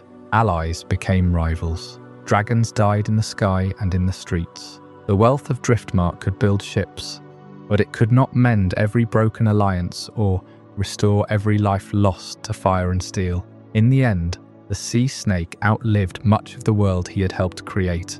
He had crossed the farthest seas, stood beside queens, advised kings, and watched the realm tear itself apart. His story was never simply about treasure.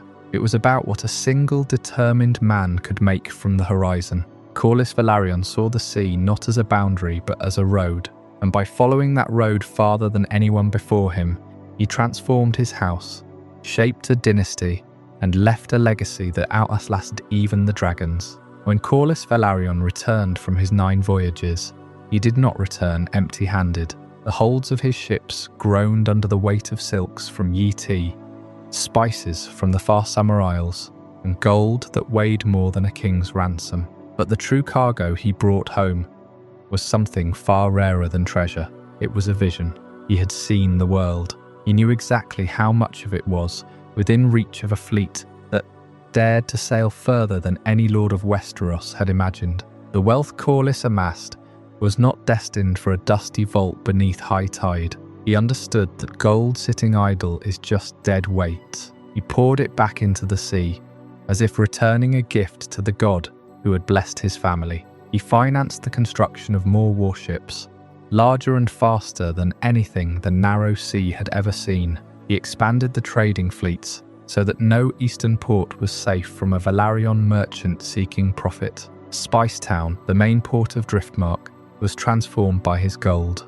It had once been a simple fishing village with a modest dock. Under Corlys, it became a sprawling city of warehouses, counting houses and merchant stalls. The air was thick with the scent of cinnamon and pepper from the summer isles, saffron from Yiti, and tar from the shipyards. The money changed hands faster than any lord could count, and a portion of every transaction flowed directly into the coffers of the Lord of the Tides. This steady river of gold was not just for show. Corlys used it to bind the realm to him. When the crown needed to build a new fleet, it was Velaryon timber that was offered. When a lord needed a loan to outfit his household, it was the sea snake who provided the silver. When winter came and the harvests failed in the north, it was the ships of Driftmark that carried the grain from the Reach and the Vale. It was a quiet form of power, but it was absolute. It made the realm depend on the health and wealth of House Velaryon. But his greatest single investment in stone was driven by a desire to match the great houses of the continent.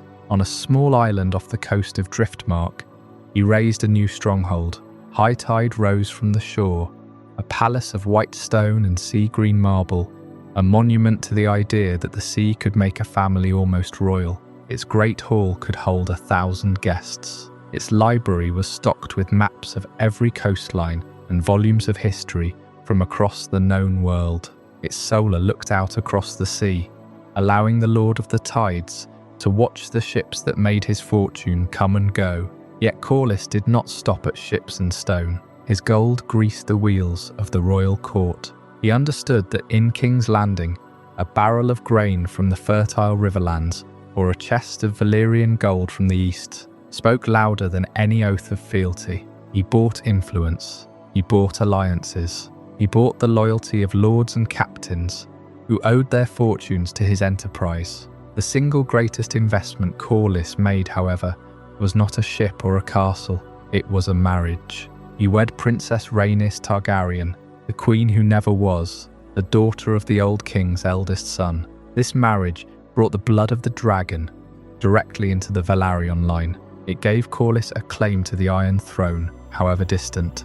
It planted his family at the very heart of the royal succession, and it produced heirs, Lyonor and Lynor, who carried both the silver hair of Old Valyria and the ambition of the sea snake. Every harbour he improved, every alliance he sealed with a trade compact, every ship he launched was a thread in a vast web of influence that stretched across the narrow sea, tying the fortunes of dozens of houses to the health of the Velaryon fleet. At the height of his power, it was commonly said that House Velaryon had grown richer than House Lannister. This was not a boast whispered in dark corners. It was a widely acknowledged truth, spoken aloud in the halls of the Red Keep. To understand what this meant, you have to understand what House Lannister represented. Casterly Rock is not just a castle, it is a mountain hollowed out over thousands of years, filled with veins of gold that have never run dry. The Lannisters built their entire identity on this wealth. It is ancient, stable and finite. Every ounce of gold taken from the rock is gone forever. The Velaryons under Corlys had surpassed this. Their wealth was liquid, flowing, moving. It could be spent in 100 different ports at once. It could be used to hire sellswords, bribe customs officers, and buy the loyalty of pirates. A Lannister's wealth is a hammer, heavy and devastating. A Velaryon's wealth is the tide, inescapable and ever-present. High tide became the physical manifestation of this dream. It was a palace without equal in the 7 kingdoms outside of the Red Keep itself. Its walls were not the dark, volcanic stone of Dragonstone, but bright, polished limestone and marble brought from the Summer Isles, gleaming white against the grey sea. Its towers were designed to catch the wind and the light, turning the castle into a beacon visible for miles across the water, a constant reminder to every passing ship of who ruled these waters. Every room was a statement. The great hall held a throne of driftwood, the ancient seat of the Lords of the Tides, brought here from its original resting place. The Driftwood Throne was a symbol of a pact with the Merling King, a power older than the Targaryens, a power drawn from the deeps of the sea. The floors were inlaid with gleaming tiles, depicting the 9 voyages. High tide did not just display Velaryon wealth,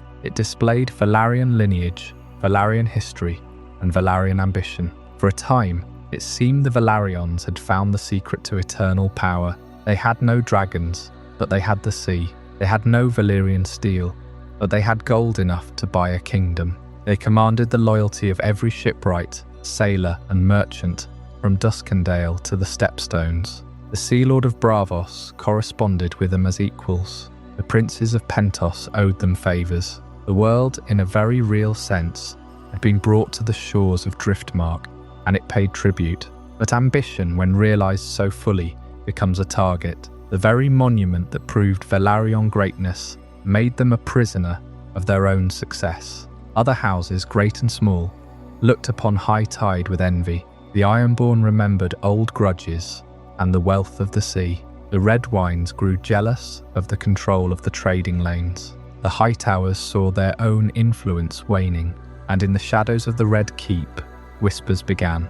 The Crown itself began to wonder if it was truly wise to have a subject richer than the throne. The Master of Coin counted the loans. The Master of Laws noted the treaties. The single greatest investment of all, the marriage to Rhaenys Targaryen, was the source of both the greatest strength and the greatest danger. It gave Corlys children who rode dragons. Laena claimed Vargar, the largest living dragon in the world. Lyonor claimed Seasmoke.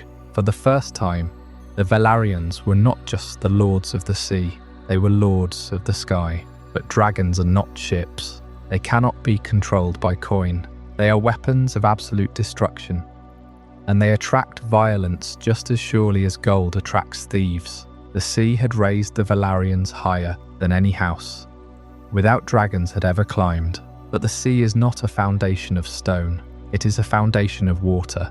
It moves, it shifts, it changes. And when the dance of the dragons began, the foundation of House Velaryon was shaken to its core. The war started in the sky with dragons, but it was waged on the sea. The ships they had built carried armies. The gold they had earned bought swords. The castle they had raised became a fortress. And the children who rode dragons became pawns in a game far older and far crueler than trade.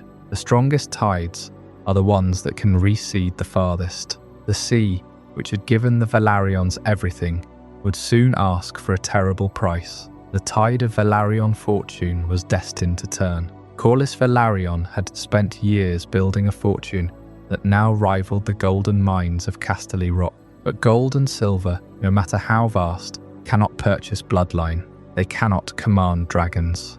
And in the political landscape of King's Landing, the highest prize is a claim to the Iron Throne itself. Corlys understood this. His voyages had made him the richest man in Westeros. But true power, the power that shapes dynasties, requires more than coin. It requires royal blood. The alliance he pursued was not a simple match with a lesser lord.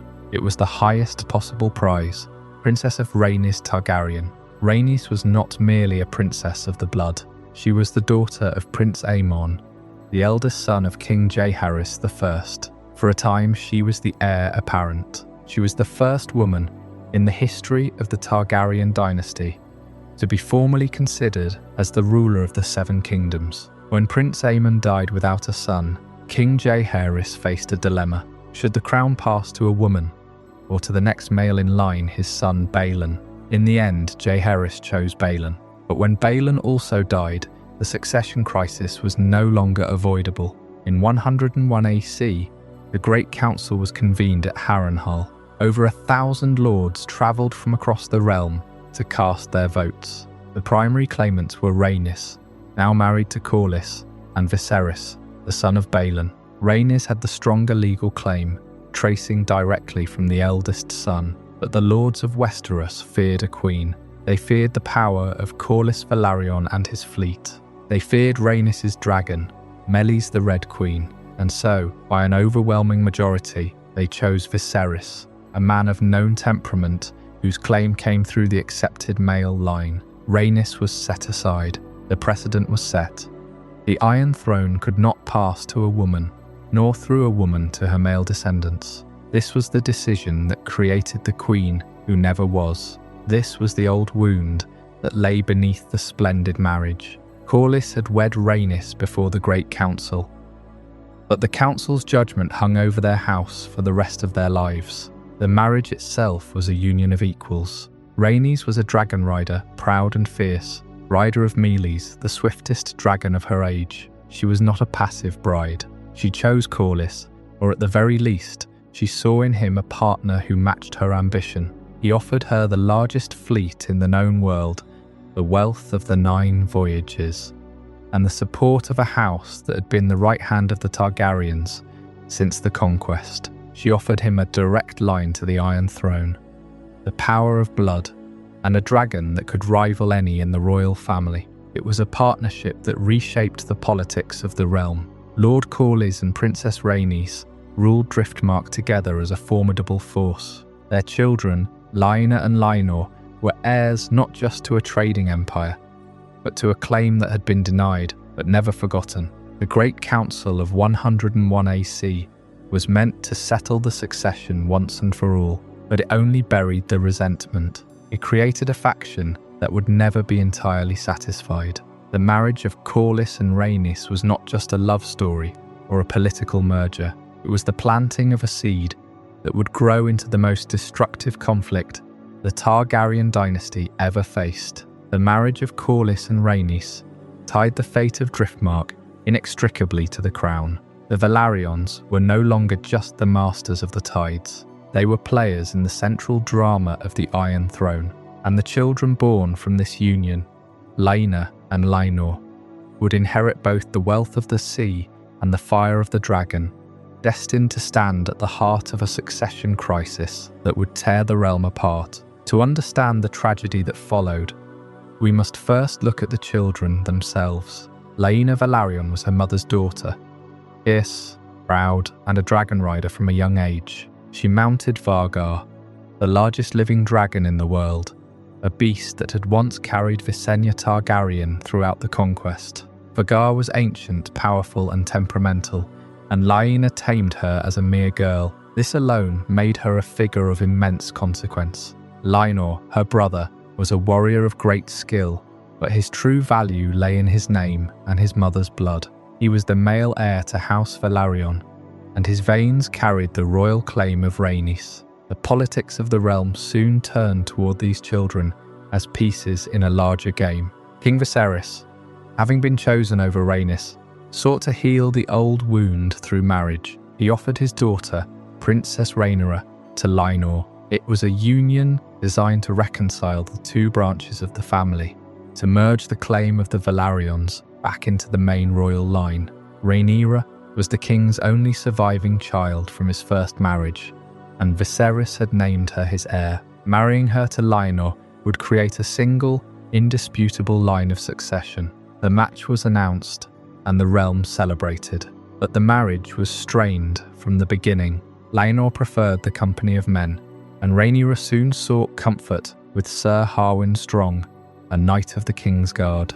Their 3 sons, Jacaerys, Lucerys, and Joffrey, were healthy and strong, but their brown hair and pug noses betrayed their true parentage. Rumours spread like wildfire through the court. The children were called Strongs, not Velaryons. The insult was a dagger, aimed at the legitimacy of the entire succession.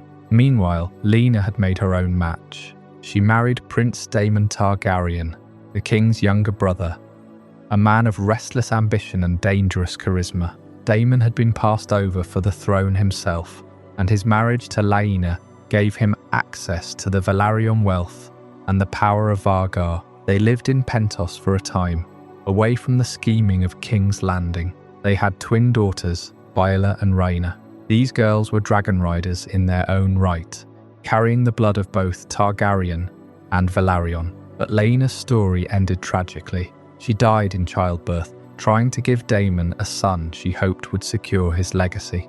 Vhagar, the dragon she had claimed, was left riderless, and in the scramble for power that followed, that dragon would become a weapon of war. Laenor's fate was no kinder. After years of a hollow marriage, his death was staged, arranged by his own father, Corlys, or at the very least allowed to happen. The official story was that he was killed by his lover, but the truth was murkier. Laenor was gone, and his place was taken by Daemon, who married Rhaenyra immediately after.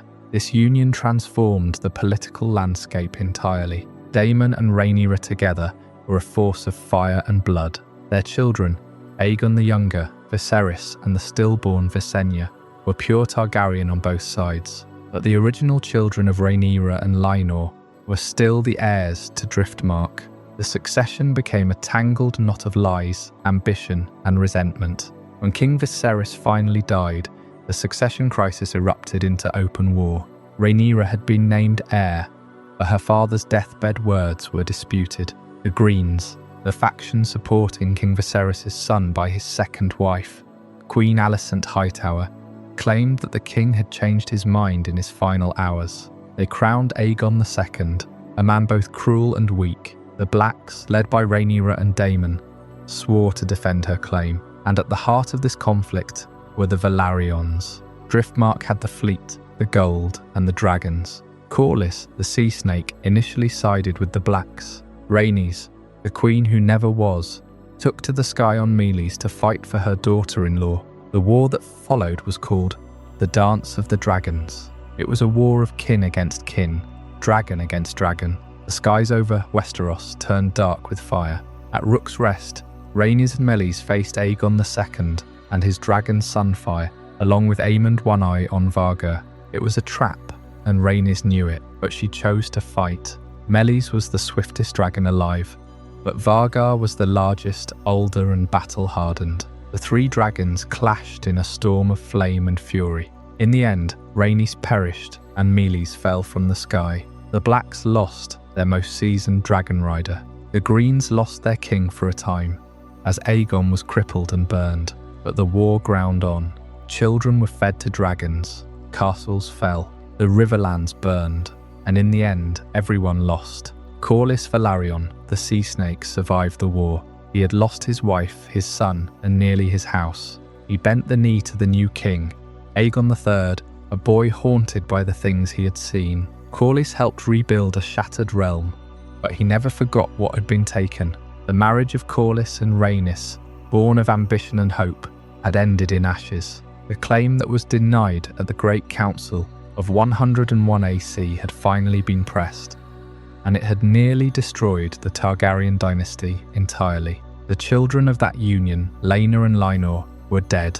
Their descendants, the twin girls Baela and Rhaena, and the sons of Rhaenyra and Daemon, carried the blood forward. But the dream of a Velaryon on the Iron Throne died with Rhaenys in the Field of Fire. The dance was over, but its music echoed for generations. The marriage of Corlys Velaryon and Rhaenys Targaryen did not simply unite two of the oldest bloodlines in Westeros. It was a declaration of intent. Rhaenys was not just any princess. She was the daughter of Prince Aemon, the eldest son of King Jaehaerys I. When Aemon died, the succession should have naturally fallen to her, but the customs of the realm were murky, favouring male heirs over female, even when the female heir descended from a firstborn son. In the year 101, King Jaehaerys summoned a great council to Harrenhal. Over 1,000 lords came to settle the question of who would rule after him. The contest was chiefly between Rhaenys and her cousin Viserys, the son of Prince Balon. Rhaenys carried the bloodline that might have ruled Westeros. She was the direct heir of the king's firstborn son. Her claim rested on the idea that a daughter should inherit before an uncle. The lords of the realm listened to the arguments, but their decision was shaped by deep unease. They feared a ruling queen. They feared the precedent it would set, and they feared the power that belonged to Rhaenys' husband, the Lord of the Tides, the man who had made himself richer than the Lannisters. The lords chose Viserys. The decision was decisive. The realm chose the stability of a male heir over the claim of a living daughter. Rhaenys was set aside. Corlys never fully forgot the insult done to his wife and their children. The memory of the Great Council became a fixed point in his mind, a star by which he navigated all his future ambitions. He had provided the realm with a fleet that ruled the seas. He had provided Rhaenys with a fortune that dwarfed many of the great houses. He had given his children the blood of Old Valyria, and it had not been enough. The lords of Westeros had looked at his house and said, "No, The family that returned to Driftmark was not the same as the one that had sailed to court in triumph years before. They raised their children, Laena and Laenor, in the shadow of that loss. They were given the finest education.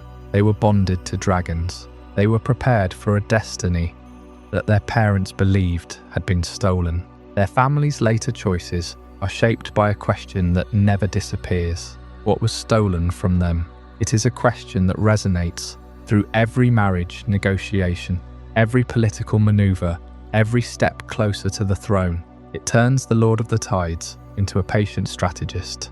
It turns the queen who never was into a woman who watches the Iron Throne with knowing eyes. The years passed. The king grew old. Viserys took the throne, and the Velaryons waited. The question did not fade. It grew sharper. It became a quiet, constant presence in the halls of Driftmark, a reminder that in the Game of Thrones, loyalty is often a mask for ambition. The sea snake knew better than most that the strongest tides rise slowly. And when the time came to answer the question, the Lord of the Tides would not let his house be set aside again. When King Viserys became a widower, Corlys saw an opening. His daughter Laena was young, beautiful, of pure Valyrian blood, and already the rider of Vargar, the greatest living dragon in the world. A marriage between Laena and Viserys would have joined the royal line to House Velaryon more tightly than ever before. It would have placed Corlys's grandson directly in line for the Iron Throne. For the Lord of the Tides, it was not merely a proposal, it was a correction. But Viserys chose Alicent Hightower instead. Once again, Corlys watched the crown pass over his family in favour of another house. The insult was not as public as the Great Council, but it cut just as deeply. Otto Hightower had brought his daughter close to the grieving king, and the king had chosen comfort over calculation. In doing so, he created a division that would shape the fate of the realm. The Velaryons withdrew from court, taking their ships, their wealth, and their wounded pride back to Driftmark. Corlys did not remain passive for long. If the king would not make Laena his queen, then Corlys would find another path toward greatness. He arranged for Laena to marry Daemon Targaryen, the king's dangerous and unpredictable brother. It was a union of dragon riders, warriors, and ancient blood. Daemon brought the name Targaryen. Laena brought Vargar, wealth, and the power of the Velaryon fleet. Their marriage ensured that Corlys's descendants would remain close to the centre of power, even if the throne itself remained beyond their reach. For Laenor, Corlys envisioned an even greater prize. Princess Rhaenyra had been named heir to the Iron Throne by her father. She was the king's chosen successor, the realm's delight, and the woman who stood between all other claimants and the crown. A marriage between Rhaenyra and Laenor would bind the future queen to House Velaryon. Their children would carry the names of both houses, the blood of both lines, and the dragons of both families. At last, the old wound of the Great Council might be healed through the next generation. The marriage took place with all the splendour expected of two Valyrian houses. Yet beneath the ceremony lay complications that no feast could conceal. Laenor's heart belonged elsewhere, and Rhaenyra understood that their union was a political bargain before it was anything else. Still, the arrangement served Corlys's purpose. When Rhaenyra bore sons, they were presented as heirs of Velaryon blood. Their appearance invited whispers throughout the court. But Corlys refused to give those whispers power. He recognised what was at stake. To admit doubt was to endanger everything. The boys bore the Velaryon name. They were claimed as Laenor's sons. They would inherit Driftmark, and through their mother, they stood near the Iron Throne. For Corlys, that truth mattered more than gossip. He had spent his life learning that blood alone did not secure a legacy. Power did. Ships, dragons, titles, alliances, and the willingness to stand firm when others tried to erase your claim. Those were the things that made a house endure. Then came tragedy. Laena died after a difficult labour, leaving Daemon with their daughters, Baela and Rhaena. Not long afterward, Laenor died as well, under circumstances that left grief, suspicion, and opportunity in equal measure. In the wake of those losses, Rhaenyra and Daemon married. To many, the union seemed shocking. To Corlys, it was another turn of the same great wheel. His grandchildren remained tied to the future of the realm. Baela and Rhaena were dragon riders. Rhaenyra's sons remained heirs to Driftmark. The Velaryon bloodline was now woven into every side of the coming conflict. Yet the question of succession had never truly been settled. Viserys insisted that Rhaenyra was his heir. Alicent's sons believed that a male prince should come before a daughter. The same fear that had denied Rhaenys at Harrenhal returned with greater force. Westeros had chosen a man over a woman once before. Now the realm would have to decide whether it meant to do so again.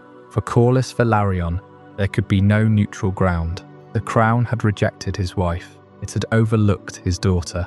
It had doubted his grandsons. But House Velaryon had survived every slight, every loss, and every shifting tide. When war finally came, Corlys would place his fleet behind Rhaenyra's claim, not because he had forgotten the past, but because he remembered it perfectly. The Great Council of 101 was a turning point for the entire realm. For Lord Corlys Velaryon, it was a direct challenge to his ambition, a sting that lingered long after the dust settled. But Corlys was a patient man. The sea had taught him patience. He understood that tides recede only to return stronger. In the years that followed, he poured his energy not into bitter complaints, but into the future. That future had two names, Laena and Lyonor Velaryon. Their childhood was a unique curriculum, divided between two worlds. One half was written in the salt of the sea, under the guidance of their father.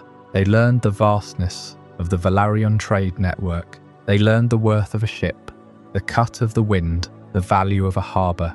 The other half of their education was written in flame, under the watchful eye of their mother. Rhaenys had been passed over for the throne, but she never let her children forget the blood that flowed in their veins. She taught them the history of their Valyrian ancestors. She taught them what it meant to bind a dragon for life. This duality defined their very existence. Laena and Lyonor Velaryon were raised between the worlds of sea power and dragon rider royalty. They belonged to both, and fully to neither, which made them formidable in a way the realm had rarely seen. They were the bridge that Corlys and Rhaenys had built, connecting the deepest plains of the ocean to the highest peaks of the sky. Their mother's blood gave them a claim to the Iron Throne. Their father's ambition gave them the means to pursue it. Their very existence brought the ambition of House Velaryon closer to the Iron Throne than it had ever been in its ancient history. The House of the Driftwood Throne was no longer content to simply serve the Targaryens from the water. Through Laena and Lyonor, it sought to define the throne itself. The Velaryons had always been the shadow behind the dragon. Now, they were stepping fully into the light, and they had the tools to do it. The Velaryon fleet was the strongest in Westeros. Their coffers overflowed with the wealth of a dozen eastern empires. But there was a final piece, a missing element that had always separated them from their Targaryen cousins. That was the dragon. This is the profound shift that defined their generation. The house that never possessed dragons now saw its descendants claim them through marriage and blood. Laena claimed Vargar, the largest and most fearsome dragon in the known world, the she-dragon of Visenya Targaryen herself, a beast that had flown with Aegon the Conqueror. Laenor claimed Seasmoke, a swift and elegant silver-grey dragon from the Dragonstone brood. The Seahorse had taken to the skies. House Velaryon was no longer merely a supporting house in the Targaryen narrative. It was now a dragon-riding house in its own right. Laena grew into a young woman of immense confidence. She had a dragon that could level armies. She had a father who owned the sea. She had a mother who should have been queen. She was, perhaps, the most powerful woman in the realm who did not sit the throne. Lyonor, by contrast, was gentler. He had the same blood, the same dragon, but he carried the weight of expectation heavily. He was the son of the sea snake, the heir to the Velaryon name and the Velaryon legacy. Together, they were a statement, a declaration that the old, the true and the brave had arrived at the very gates of power.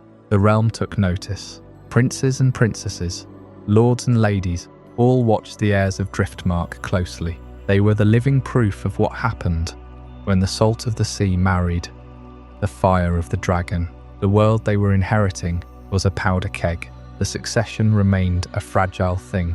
King Viserys had named his daughter Rhaenyra as his heir, but the precedent set by the Great Council hung over everything, casting a long shadow across the realm.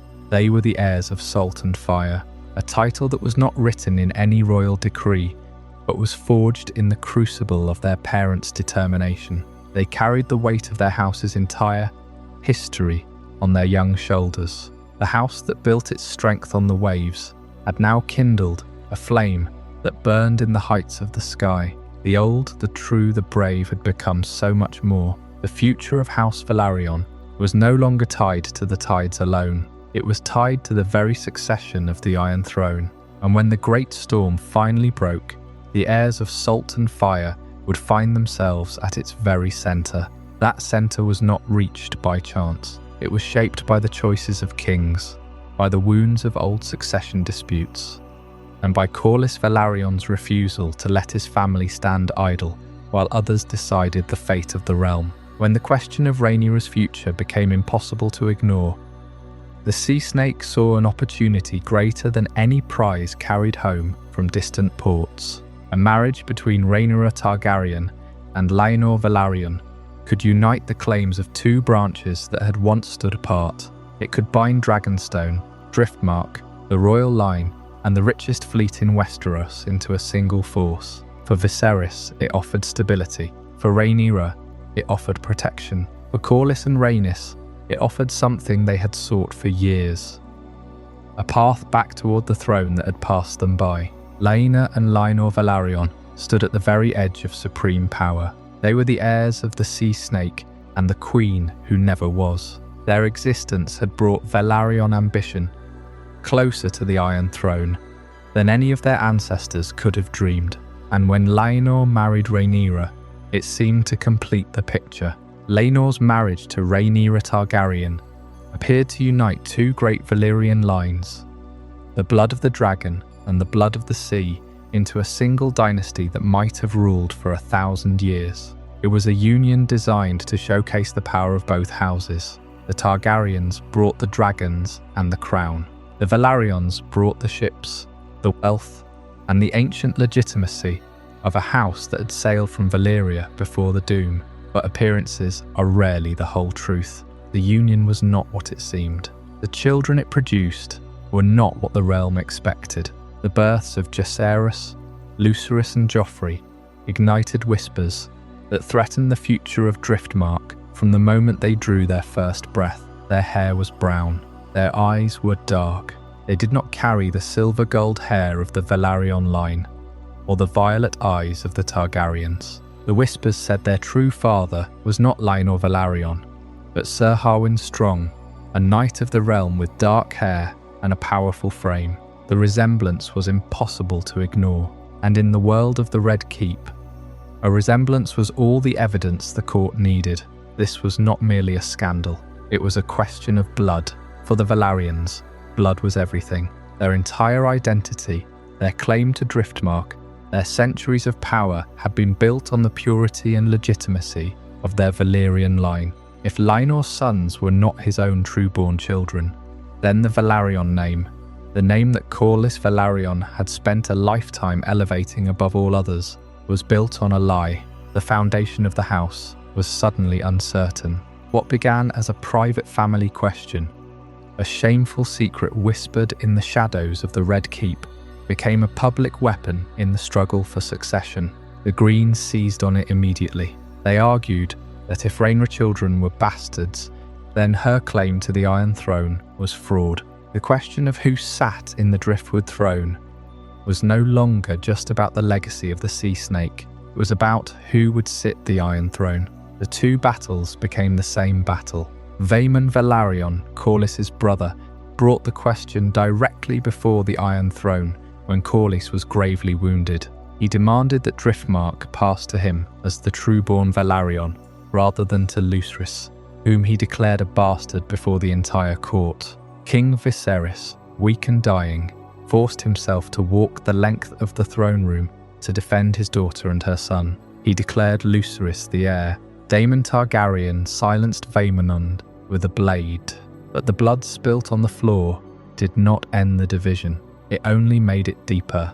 It gave the Greens a narrative of tyranny and deceit. The Velaryon name, once a byword for unshakable loyalty, immense wealth, and naval supremacy, had become a crack in the foundation of the realm. The House of the Sea Snake was no longer united.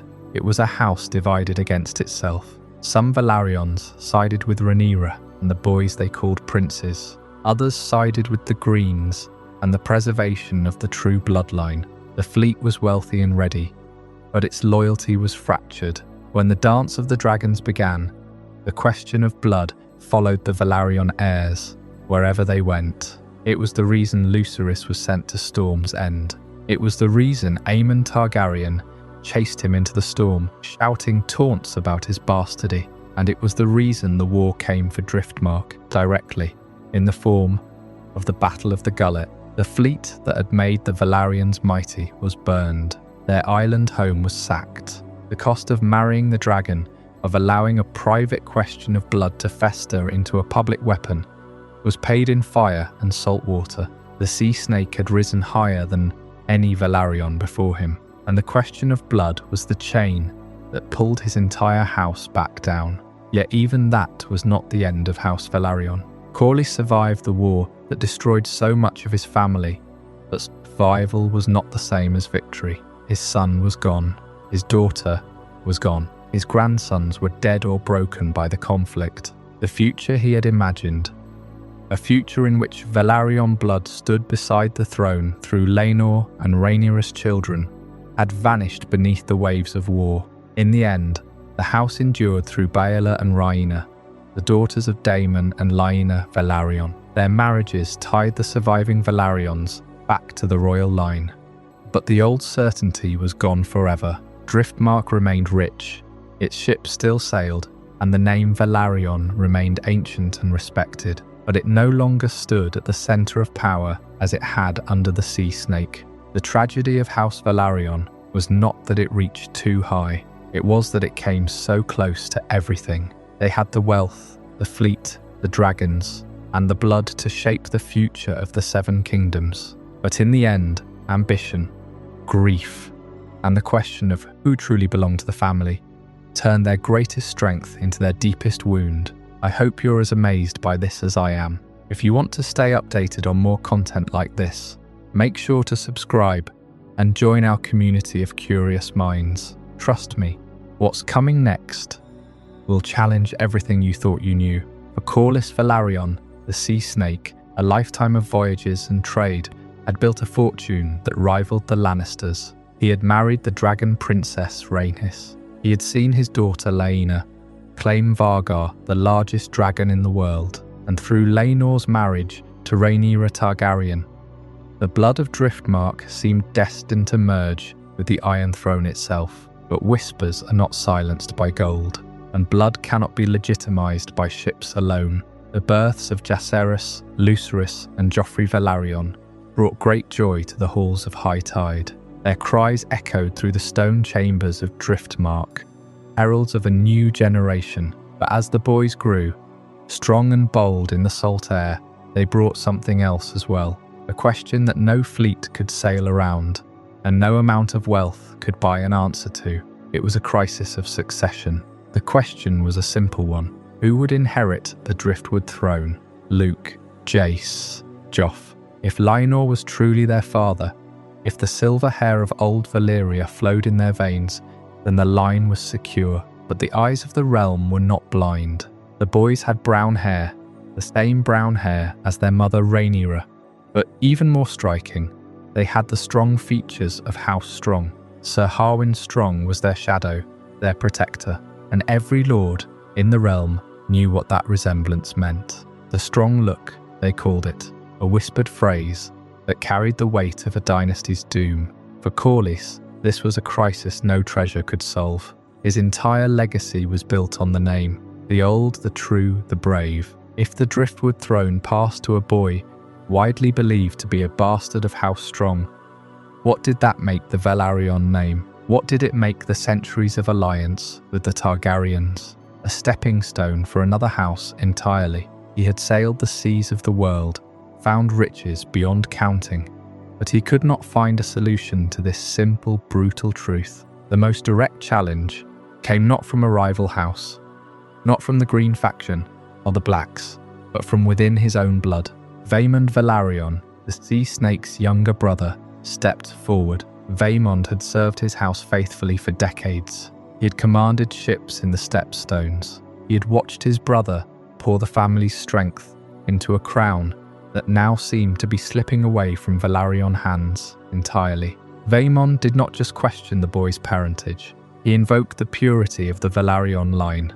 He stood before the Iron Throne, a proud man on a desperate mission. He spoke of Driftmark, of the pact with the Merling King, of the silver-haired lords who had ruled the tides for generations. He argued that the Driftwood Throne was not a gift to be given away to satisfy the politics of the capital. It was a sacred inheritance of blood and salt. He wanted the succession to pass to himself, or to a true-born Velaryon, before it fell into the hands of a child who carried no Velaryon blood at all. It was a bold claim, a dangerous claim, but it was built on a foundation of truth that the entire realm recognized.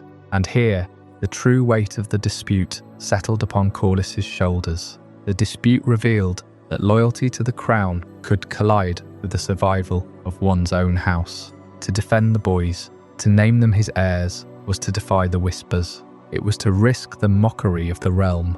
It was to alienate his own blood brother, the man who had stood beside him through so many storms. But to deny them, to side with Vaemond, was to stand against Rhaenyra, against the very princess who carried the blood of his beloved wife, against the crown he had sworn to serve. It was a choice between honour and ambition, between kin and queen, and every path forward came with a price that could shatter everything he had built. There was a settling, of course. King Viserys, frail and broken though he was, made the decision that would define the reign. He silenced Vaemond. He had the tongue cut from his own cousin's mouth, for daring to speak the truth that everyone knew but could not say aloud.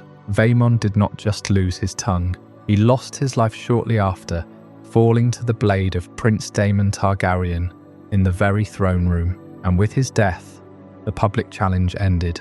The boys were confirmed as heirs to Driftmark, but the wound did not heal. It festered beneath the surface of Velaryon pride, a hidden rot in the hull of a great ship. Corlys had chosen. He had chosen the crown over his brother.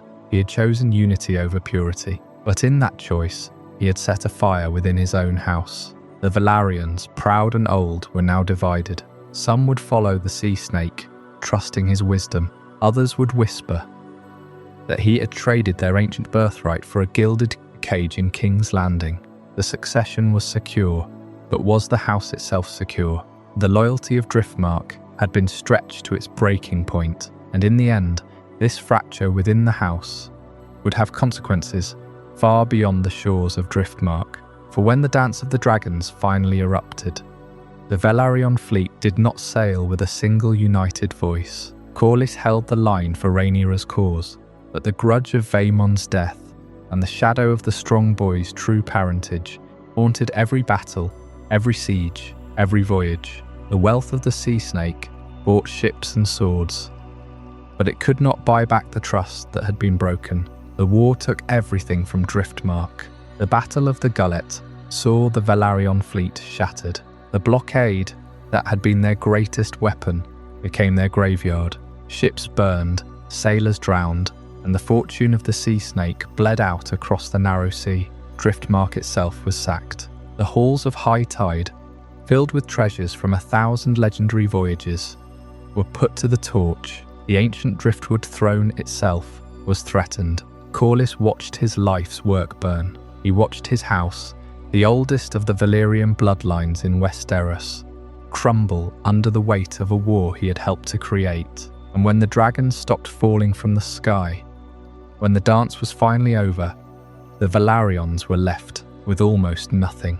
A wounded heir, a ruined fleet, a legacy shadowed by the very secrets they had tried so desperately to protect. The house that had once ruled the tides, that had been richer than the Lannisters, that had stood beside the Dragon Lords for centuries, was now a shadow of its former self. The salt-stained legend of the Velaryon name would live on in songs and histories, but the power, the gold, the ships, those were gone, scattered across the waves, lost forever to the cost of choosing a side in a war that no one truly won. Daemon Velaryon's challenge to the succession had left the House of the Tides fractured. He had invoked the purity of their ancient line, standing before the Iron Throne to demand that Driftmark remain Velaryon by blood. The king had silenced him with Dark Sister, but the wound in the family remained. Then Viserys died. The realm moved quickly. Aegon II was crowned in the Red Keep, while Rhaenyra still grieved her father on Dragonstone. For Corlys Velaryon, the sea snake, the moment of truth arrived on Driftmark. He was deep in mourning for his daughter Laena. His son Lynor was lost to him. His brother Vaemond had been executed for his defiance. The future of the house hung in the balance. Corlys had spent his life building a legacy of wealth and naval power, but he knew that legacy meant nothing without the right ruler on the Iron Throne. The Hightowers had seized the crown. They had no love for Driftmark. They had no Velaryon blood. The fire in the Great Hall of High Tide cast long shadows that night. Corlys sat on the Driftwood Throne of his ancestors, the salt of the sea still drying on his cloak. Before him stood Rhaenys, her face unreadable. They had argued. They had grieved. But in the end, they saw the same truth. When Viserys died, Corlys and Rhaenys committed House Velaryon to Rhaenyra's cause. The ravens flew from Driftmark to Dragonstone. The ships were armed. Their fleet gave the Blacks the strongest naval advantage in the coming civil war.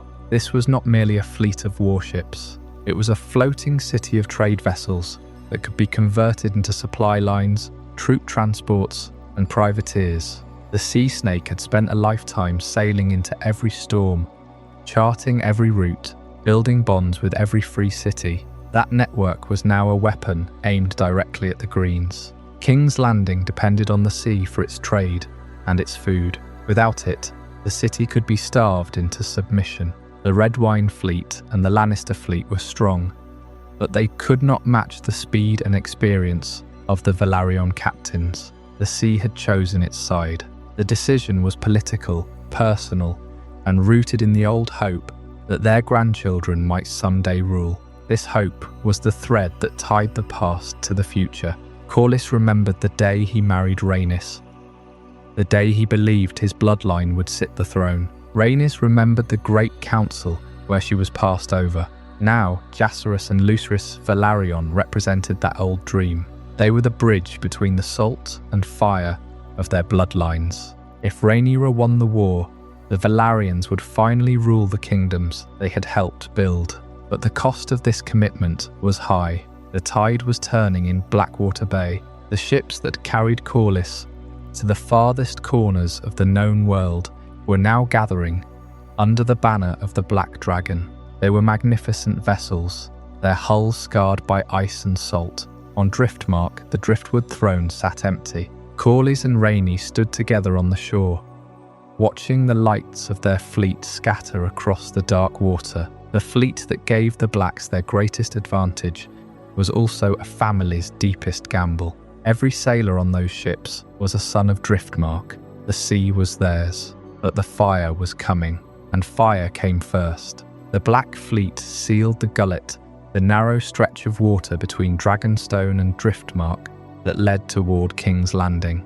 Velaryon warships watched every merchant vessel, every fishing boat, and every sail that moved beneath the horizon. The blockade was meant to choke the capital slowly. Grain, timber, wine and coin had once flowed freely into King's Landing by sea. Now the sea snake intended to turn those waters into a wall. Yet Corlys understood that a blockade alone would not win a war.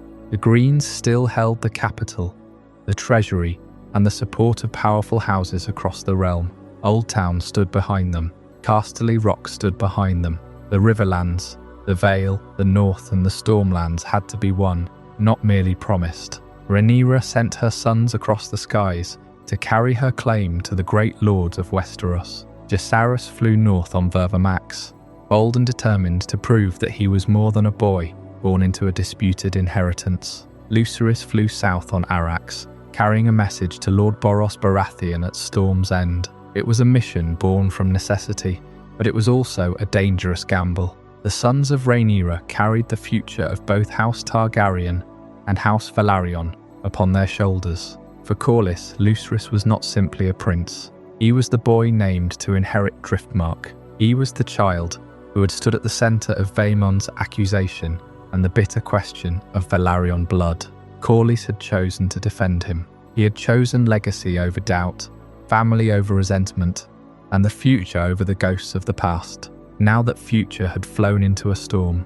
At Storm's End, Lucerys found that the Greens had arrived before him. Aemon Targaryen waited in the Great Hall, older, harder, and burning with a hatred that had never faded. The memory of an eye lost at Driftmark had followed him into manhood. Lucerys had come with words. Aemon came with vengeance. The storm outside the castle was black and violent. Arrax was young and small beside Vargar, the ancient dragon that had flown in the wars of Aegon the Conqueror. When Lucerys took to the sky, he was not escaping danger. He was flying directly into it. The wind tore at his cloak. Lightning flashed across the clouds. Behind him came Vargar, immense as a mountain and terrible as death. By dawn, the sea below Storm's End had swallowed Arrax. Pieces of dragon and rider washed upon the shore. Lucerys Velaryon was dead.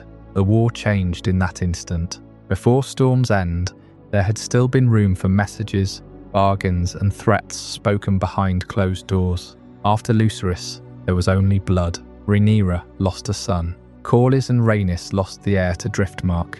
The Black Cause lost one of its brightest hopes, and the sea itself became a grave for the family that had trusted it more than any other. Corlys had faced storms beyond the edge of every known map. He had survived shipwreck, war, illness and loss, but no distant ocean had prepared him for the sight of Lucerys returned in fragments. The old lord's commitment to Rhaenyra could no longer be measured in ships or gold. It became a vow of vengeance. The Velaryon fleet tightened its grip on the Gullet. No green ship would pass without fear. No merchant could claim safety beneath the banners of the Hightowers or the Lannisters. Driftmark had entered the war with ambition in its heart. Now it fought with grief. And grief, when joined to dragons and warships, could drown kingdoms. When Viserys died, the choice for House Velaryon was already made. Corlys and Rhaenys committed the full weight of their name, their wealth, and their military might to Rhaenyra Targaryen's cause. This was not a spontaneous gesture of loyalty. It was a calculated decision, born from decades of slights and a clear-eyed understanding of the stakes. Rhaenyra had the dragons. The Greens had the capital, but House Velaryon brought the single most important strategic asset to the war, control of the sea. At the beginning of the Dance of the Dragons, the Velaryon navy utterly dominated the narrow sea. This was no modest fleet of trading cogs and fishing vessels. It was the most powerful navy Westeros had ever seen assembled under a single banner. Corlys Velaryon, the Sea Snake, had spent a lifetime building this force. Every legendary voyage he undertook, every distant trade route he opened, poured silver and timber back into the strength of his house. The ships of Driftmark were renowned for their speed, their size, and their discipline. They were the product of generations of maritime mastery. When the war began, Corlys did not simply sail his ships out to meet the enemy in glorious battle. He deployed them with the cold precision of a master strategist. He turned his absolute control of the sea into something far more suffocating, a total blockade. This blockade was designed for a single ruthless purpose: to choke the life out of King's Landing and systematically weaken the Greens. No grain ships from the Reach, no silks from Mire, no iron from the Westerlands. Everything had to run the gauntlet of the Silver Seahorse, or sink to the bottom of Blackwater Bay. The city began to starve. Prices skyrocketed. The Green Council for all their dragons and armies could not buy a cup of clean water from across the sea without House Velaryon taking its cut or taking the ship entirely. The sea door was slammed shut, and for a fleeting, perfect moment, House Velaryon stood at the very pinnacle of its power. They had no dragons of their own, not in the way that the Targaryens did, but they had the sea. They held the sea while dragons filled the sky. It was an awe-inspiring division of the elements. Up above, the great beasts of the blacks and the greens duelled for supremacy in the clouds. Rhaenys on Melis, Daemon on Caraxes, Aemond on Varga. They fought for control of the heavens. Down below, on the cold, unyielding face of the narrow sea, the Velaryon fleet was an unbreakable wall. They were the foundation that held the entire Black campaign together. Without the fleet, Rhaenyra was trapped on Dragonstone. With it, she held the keys to the capital. But this moment of absolute dominance, this perfect balance of sea and air, was not built to last. A fleet as large as the sea snakes consumes as much as it conquers. Maintaining a blockade across the very throat of the realm requires constant vigilance, constant resources, and constant men. And in a civil war where dragon fire is the ultimate weapon, a wooden fleet is the ultimate target. The blockade was a stranglehold, but every stranglehold requires two hands to maintain it. The Green Council knew they could not match the Velaryon fleet with ships of their own. They would have to look elsewhere for an answer. They would find it not in another fleet, but in the one thing the Velaryons lacked. A dragon of their own that could turn the sea itself into an inferno. That answer was Vargar. Ancient, enormous, and ridden by Prince Aemond, she was more than a weapon of war. She was a threat hanging over every harbour, every convoy, and every line of ships stretched across the water. A dragon did not need to defeat a fleet ship by ship. One pass of dragon flame could turn masts into torches, boil sailors alive in their armour, and leave the proudest warship drifting as a blackened ruin. Yet even Vargar could not be everywhere. The Velaryon fleet was too vast, too dispersed, and too well positioned around Dragonstone and the Gullet. To challenge it directly meant flying into a field of scorpions, arrows, and desperate men. More importantly, it meant risking the greatest dragon in the world against enemies who still possessed dragons of their own. The Greens needed a way to crack the blockade without gambling everything on a single blaze of fire. Their solution came from across the narrow sea. The Triarchy, the alliance of Myr, Lys and Tyrosh, had old reasons to hate Daemon Targaryen and the Sea Snake. Corlys had humiliated their fleet during the war for the Stepstones. Daemon had carved his name into their memory with blood and dragonfire.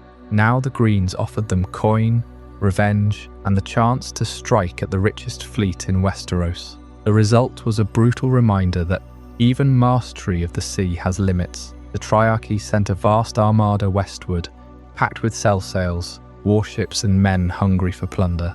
They did not come to meet Corlys in some noble contest between admirals. They came to overwhelm the blockade, raid the coast, and force the Velaryons to fight on terms they had not chosen. What followed was the Battle of the Gullet, one of the bloodiest naval clashes of the dance. The waters that House Velaryon had treated as its own became a killing ground. Ships rammed one another beneath clouds of smoke. Archers fired until their fingers bled. Men drowned tangled in rigging or burned beneath collapsing sails. Dragons descended into the chaos. The dragonfire could not distinguish friend from foe. Once the fleets became entangled, the Blacks ultimately held the field, but victory came at a terrible price. The blockade had been broken. Driftmark's fleet survived, yet it was no longer the untouched and irresistible force that had sealed King's Landing behind a wall of timber and steel. Worse still, the battle claimed Prince Jacaerys Velaryon, Rhaenyra's eldest son and heir. In the same disaster, the future of House Velaryon was wounded along with its navy. For Corlys, the loss was not merely strategic. Every destroyed ship represented wealth, experience and generations of labour sunk beneath the waves. Every dead sailor was a man the Sea Snake could not easily replace. The fleet would continue to fight, and House Velaryon would remain essential to the Black cause, but the illusion of absolute command had vanished. The sea was no longer theirs alone. The blockade of King's Landing was Corlys Velaryon's masterstroke, a declaration that the sea itself belonged to Rhaenyra's cause. But a blockade is never a passive thing. It is a living, grinding operation of constant vigilance, constant patrol, and constant sacrifice. The ships that choked the Gullet and guarded Dragonstone were crewed by Velaryon men. Men who had spent their lives reading the tides and weathering the gales of the narrow sea. Now they were strangling a city. They were the instruments of a war they did not choose. Conflict sparked by the death of a king and the question of royal succession. They bore the cost of a game played by dragon riders, a cost measured in months at sea, in spoiled rations, and in the ever-present threat of fire on the water. The Dance of the Dragons is remembered for its aerial duels, for Vargar falling on Arrax, for the fiery end of Sunfire. But beneath those flames, a different war was fought entirely. A war for ships, for ports, for supply lines. A war that was equally vital to the survival of any claim. Without the Velaryon fleet, Rhaenyra was trapped on Dragonstone, a queen of an island, not a realm. With it, she held the economy of the throne hostage. Every grain of wheat that failed to reach King's Landing, every cask of Dornish wine that was seized, every trading cog turned away from the capital, was a victory carved not by dragon claws, but by oars and sails, by the ruthless application of naval power. This was the war beneath the Dragon War, a conflict fought in silence on the grey waters of Blackwater Bay. Velaryon sailors bore the cost of this strategy, with their time, their health, and ultimately their lives. The blockade meant endless months away from the shores of Driftmark, from the high tide pools of High Tide, from the markets of Spicetown. It meant a fisherman could find himself staring across the waves at a green warship. His only defence the wooden hull of a converted trading cog. The House of Velaryon was learning a hard and brutal lesson in wartime.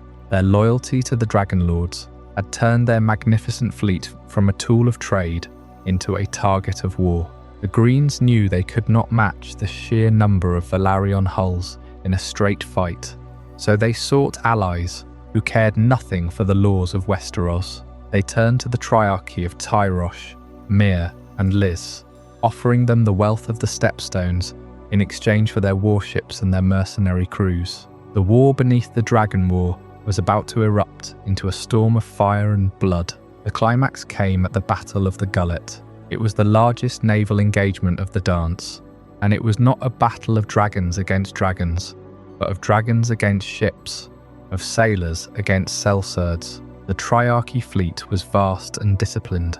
Their ships came on with the dawn, hulls painted deep purple, oars rising and falling in terrible unison. They caught the Velaryon patrols in the narrow waters between Crackclaw Point and the shoals of Dragonstone. Corlys Velaryon, the sea snake himself, was not on the deck of his flagship at that moment. He was on the island, recovering from a wound. The command fell to others. His grandnephew, the young Prince Jacaerys Velaryon, flew his dragon Vermax into the fray, in a desperate attempt to break the enemy line and protect his mother's fleet. But a dragon cannot be everywhere at once. The Triarchy ships grappled the Velaryon cogs, and the boarding began. It was not a battle of noble knights and honourable charges. It was a slaughter in the Narrows, fought with crossbows, cutlasses, and boiling pitch. The sailors of Driftmark, men who had known nothing but the sea, fought with the desperation of those protecting their homeland. They did not fight for Rhaenyra's crown. They fought for their brothers beside them, and for the distant shores of Driftmark they could no longer see. Ships burned in the hundreds. The decks of the Sea Snake's finest vessels ran red. Velaryon sailors drowned by the score, weighed down by their armour in the dark waters of the Gullet. The cost of a war begun by a succession crisis was collected in full from the men of Driftmark. The Battle of the Gullet was a tactical victory for the Blacks. They destroyed a significant portion of the Triarchy fleet, but for House Velaryon it was a disaster. Their fleet, the pride of their house and the foundation of their power, was broken.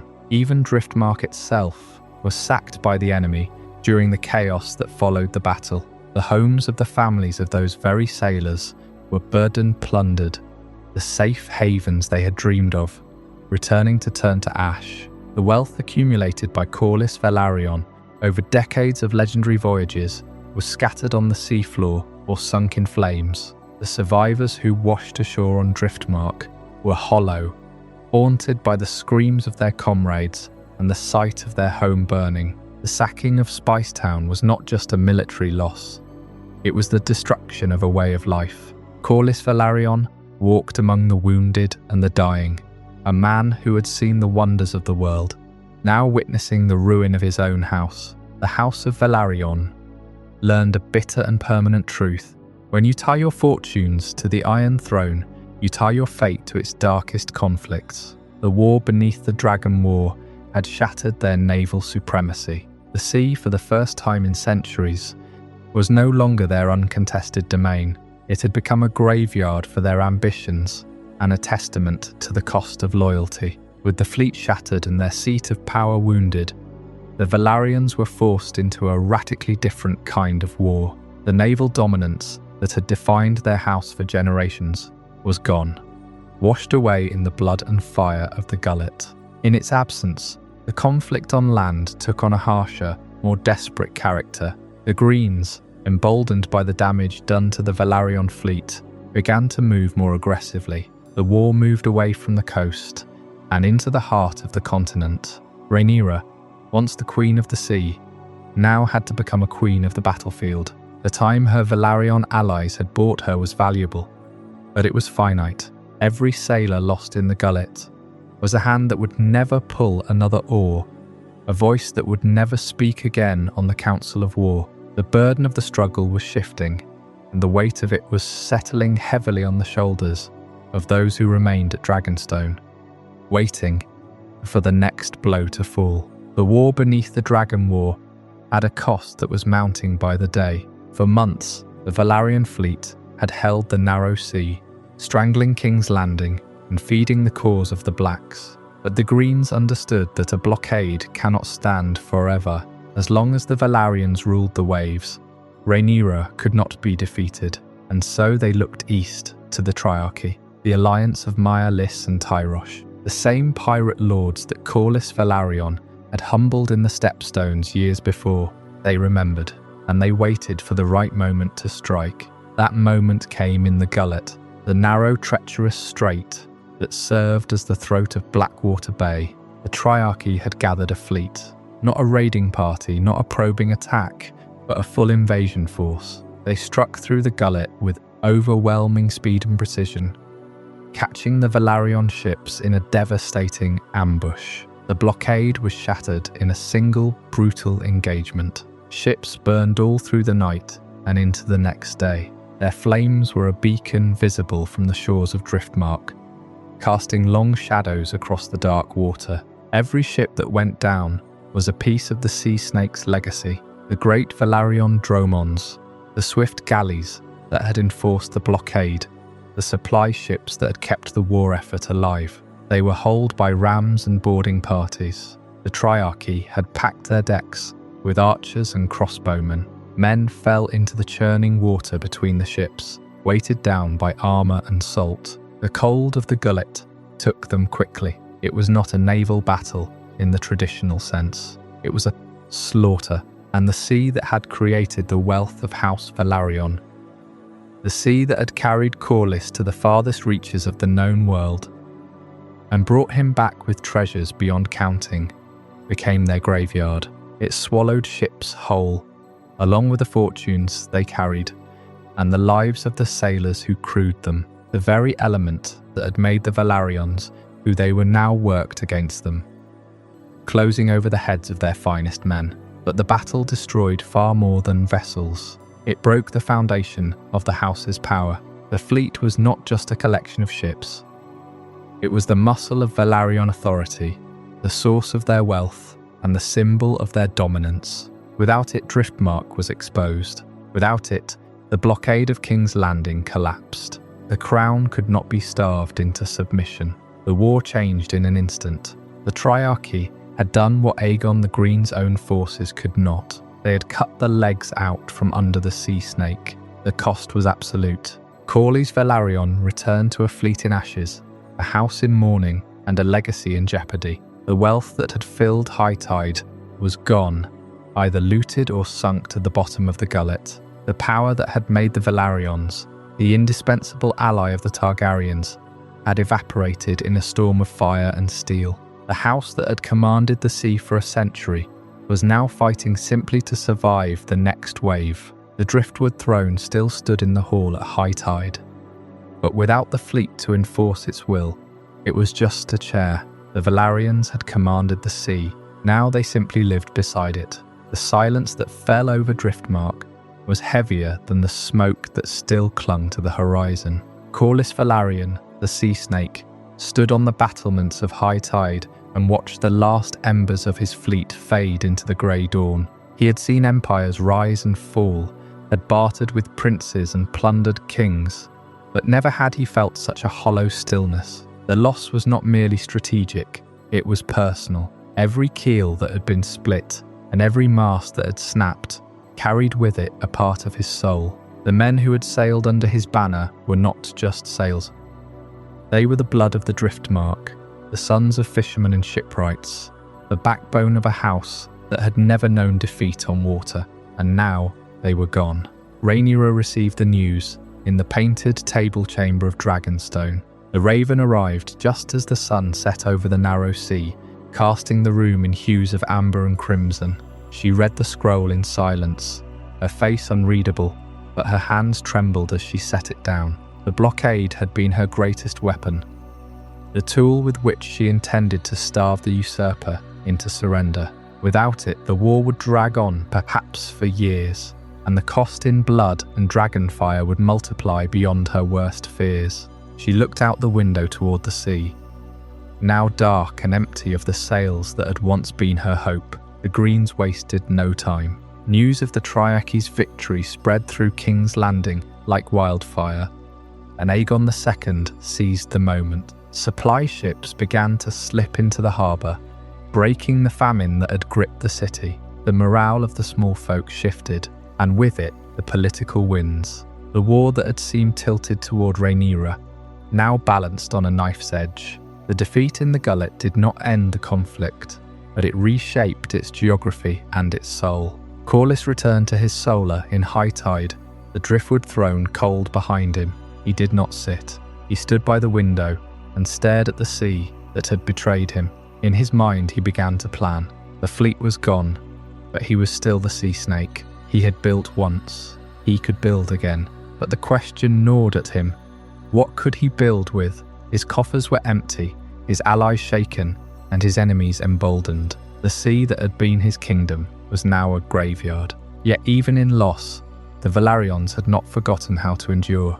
They had survived the storms of Valyria, the wars of the Conqueror, and the madness of the dance. This was but another storm, and like all storms it would pass, but the scars it left would endure for generations. The tide would turn again, but not before the waves had washed over everything they had once held dear. The Battle of the Gullet did not end with the sinking of the last Velaryon ship. The enemy, the Triarchy, had not sailed halfway across the narrow sea simply to bloody the Velaryon fleet and turn back. Their objective was the complete destruction of Corlys Velaryon's power, and power in this world is not just ships and men.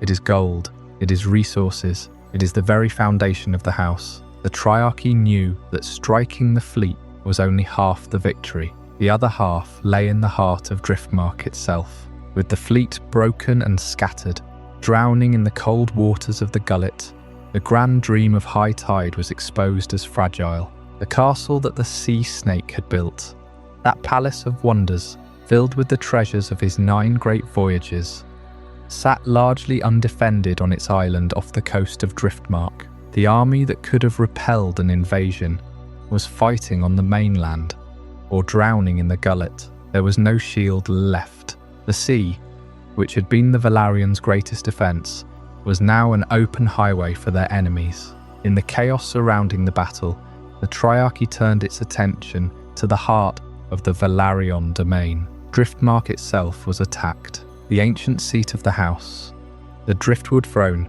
that was said to be a gift from the Merlin King, was defiled by common sellswords. The keep that had stood for thousands of years, that had seen the rise of the Targaryens and the birth of the Seven Kingdoms, was subjected to the greatest indignity imaginable. But the true prize lay across the channel. At high tide, Triarchy longships landed on the shores of the island. The garrison was small, caught completely off guard. There was no great battle to defend the wealth of the sea snake. There was simply a slaughter and a sack. Doors of oak and iron were broken down. Chests sealed with the Seahorse sigil were pried open. Rooms that had held the rarest objects in the known world were emptied. The wealth that the Triarchy found there was almost beyond comprehension. Generations of wealth gathered by the sea snake vanished into flame, surf, and enemy hands. Gold bars from the Rhoyne stacked high in the vaults. Pearls as large as a child's fist from the Summer Isles. Spices from the Jade Sea that could buy a kingdom. Bolts of silk from Yeti, fine enough to wrap a palace in luxury. All of it gone in a single afternoon. Some of the treasure was thrown into the sea in a fit of spite, or simply lost in the frantic scramble of the looting. Books and scrolls, the entire recorded history of the Velaryon lineage, going back to the freehold of Valyria, were ripped from the library's shelves and fed to bonfires in the Great Hall. The knowledge of a house that had survived the doom itself, the genealogies, the maps of dangerous seas, everything turned to ash. Tapestries depicting the 9 voyages, sewn with genuine gold thread, were slashed from the walls. They described the journey to the 1,000 Islands, the war on the Stepstones, the discovery of new lands. They were works of art that had no equal in the 7 Kingdoms. They were rolled up carelessly, cut into pieces, or thrown into the fires as the Triarchy soldiers sought the quicker rewards of coin and gemstone. The fountains that had flowed with fine wine in the days of peace now ran black with soot and seawater, cracked by the axes of the invaders. The marble floors, imported from Pentos at immense cost, were stained with blood. The vaults beneath the castle, the deepest chambers where Corlys kept his most personal treasures, were emptied of their coins and jewels. The grand dream of Corlys Velaryon, the city of marble and coral he built to rival the wealth of Casterly Rock, was gutted in a matter of hours. High tide was meant to be a legacy that would outlast the dragons. It was a testament to a man who had seen the world and brought it home. Now it was a hollow shell. This was the brutal lesson of the Dance of the Dragons, stripped down to its rawest form. The grand dream of high tide was exposed as fragile when the fleet protecting it was gone. You can build a vast fortune. You can command the largest fleet in the world. You can marry into the royal family and secure the most powerful alliances. But the moment the shield falls, the wealth becomes a target. The ships were the wall. Without them, the Velaryons were simply a dragonless house, sitting on a pile of gold in the middle of the sea, waiting for someone stronger to come and take it. The Triarchy did not stay long on Driftmark. They filled their holds with as much as they could carry, loading their ships to the gunwales with the plunder of a generation. Then they set fire to the rest. The castle of High Tide burned, the white marble blackened with thick, greasy soot. The towers, weakened by the flames, crumbled into the sea. The smoke from the Sacking of Driftmark was said to be visible from the coast of Crackclaw Point, a sombre black pillar against the grey sky, marking the symbolic end of an era of peace and prosperity. Some of the plunder would resurface years later. A Velaryon goblet in a Tyroshi pleasure house, a Myrish carpet bearing the Seahorse in a Magister's palace in Pentos, a withered scroll of undetermined Valyrian origin sold to a collector in Old Town. The legacy of the sea snake was scattered to the winds, a permanent reminder of the cost of the conflict that consumed the realm. When Corlys Velaryon finally returned to his home, he did not find a seat of power. He found a tombstone, the House of the Sea Snake, the house that had challenged the Lannisters for wealth, that had provided the ships for Aegon's conquest, that had married its blood directly into the royal line, was shattered. The seat of the Lord of the Tides was a ruin, a skeleton of what it had been. For a man who had seen the wonders of the world, who had walked the docks of Ashai and the markets of Karth, losing his own home must have been a unique and profound agony. The war beneath the Dragon War had taken everything from them. The fleet was gone. The wealth was gone. The future of the house, which had seemed so secure at the beginning of the war, now rested entirely on the outcome of a conflict that was spinning further out of their control with every passing day. They were rich no longer. They were powerful no longer. They were simply survivors, clinging to the side of a queen who was struggling to hold her own crown. The Sacking of Driftmark was the moment the Velaryon dream died.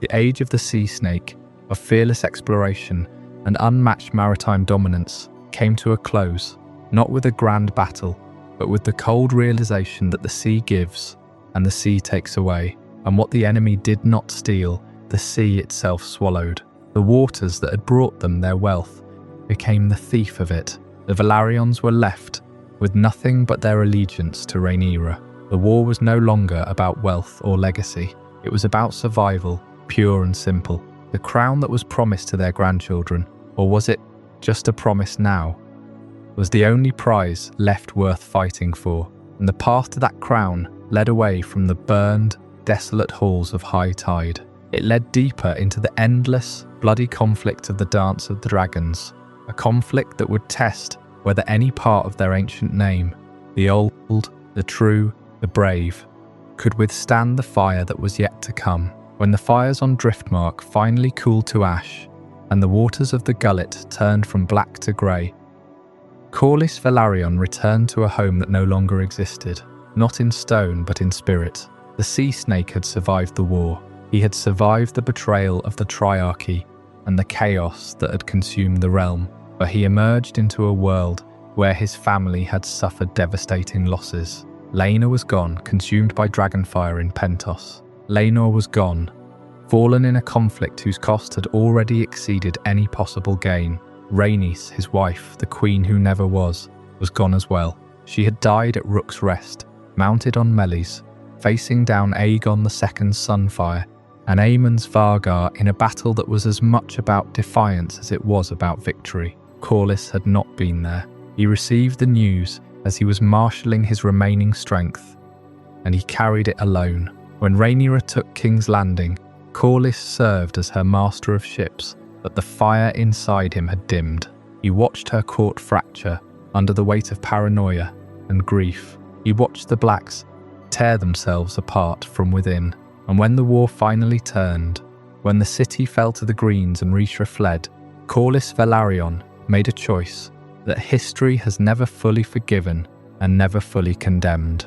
His political loyalty shifted, hardened, and compromised as he tried to preserve what remained. He had given everything to the Black cause, his ships, his sons, his wife, his blood, but the war had stripped him bare. He had no more to offer. He bent the knee to Aegon II. He served on the small council of the man who had ordered his wife's death. He made peace with the Greens, not out of cowardice, not out of greed, but out of a deep and bitter calculation. A captain is loyal to the ship, not to the wind. When the wind changes, he adjusts the sails. Rhaenyra's cause was lost. Aegon's victory was secured. Corlys did not swim against the current. He swam with it, and he used his remaining strength to preserve what little lineage and name he had left. Because what remained was precious and fragile. The Velaryon fleet, which had once dominated the Narrow Sea, was broken. Driftmark had been ransacked. The treasures of a dozen voyages, the markets of half the world, the wealth that had made Corlys richer than the Lannisters. All of it was gone, lost to flame, lost to salt water, lost to the appetite of war. He could not afford the luxury of pride. He traded honor for survival, legacy for continuity. He spent his final years rebuilding, not for glory, not for recognition, simply because it was the only language he knew.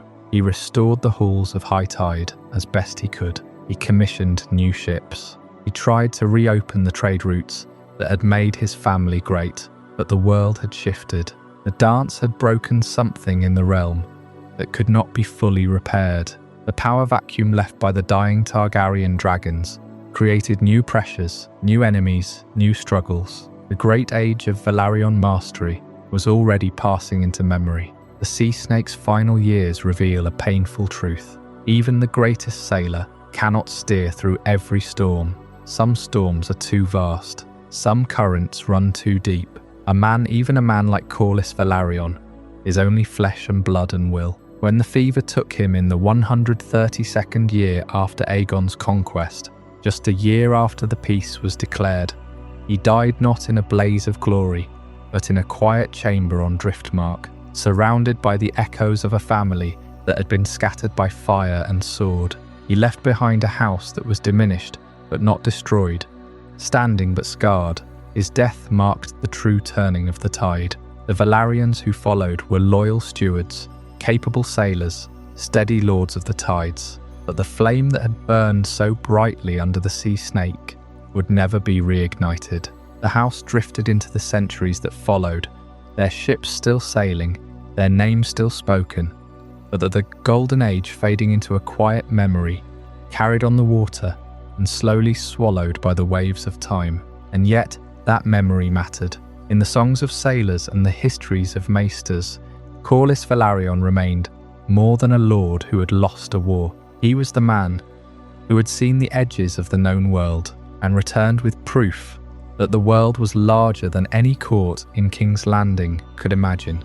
He had crossed seas that others feared, spoken with princes beyond Westeros, and turned Driftmark from a proud island seat into the heart of a maritime empire.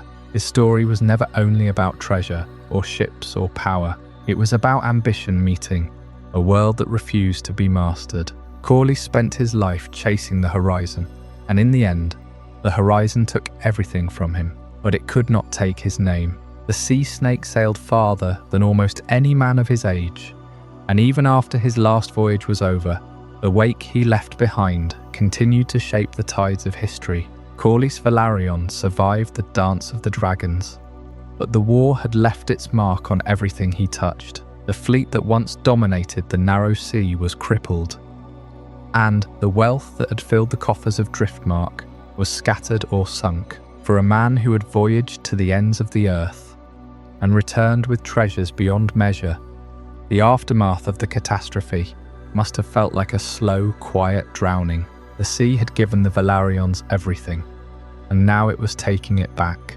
After the dance, House Velaryon never fully recovered its old naval supremacy. The ships that burned in the Battle of the Gullet were not easily replaced.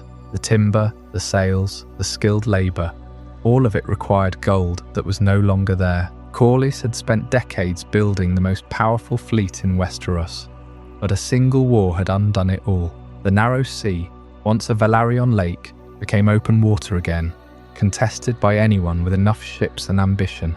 And ambition did not wait. Other powers rose at sea, eager to claim what the Velaryons had lost. The Red Wines of the Arbor had always maintained a formidable navy, but now they expanded it, their swift ships carrying Arbor gold across the seas. The Lannisters of Casterly Rock turned their attention westward, building a fleet that could protect their shores and project their power. And from the Iron Islands, the Ironborn stirred. Their longships, built for reaving and raiding, found new confidence in a world where the Velaryon patrols no longer challenged them. The sea became a wilderness again, and the Ironborn were its wolves. The family remained noble and ancient, but its name no longer commanded the narrow sea as it once did. Corlys lived on, serving as master of ships and even hand of the king, but he was a relic of a bygone era. The Velaryons continued to hold Driftmark, and their blood still ran with the silver of Old Valyria, but their influence was a shadow of what it had been. They were respected, even honoured, but no longer feared or followed on the tides. The long decline of the Seahorse was not a sudden fall, but a gradual fading. Each generation saw fewer ships in the Velaryon fleet. Each lord had less wealth than the one before. The ties to the Targaryens, once so strong, loosened as the dragon lords themselves faded from power. By the time the last dragon died, The Velaryons had already become a house of memories, clinging to a past that could not be revived, and so the sea, which had once been their kingdom, became just another stretch of water.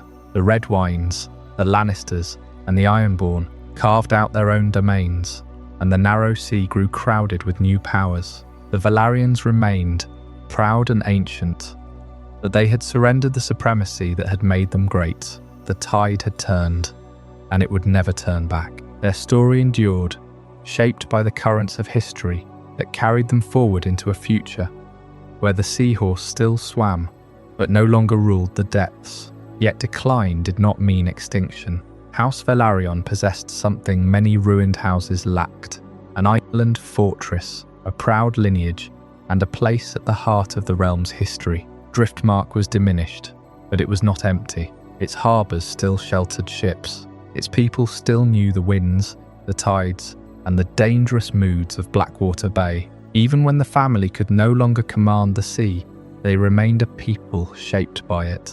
In the generations after the dance, the Velaryons continued to appear beside the Iron Throne.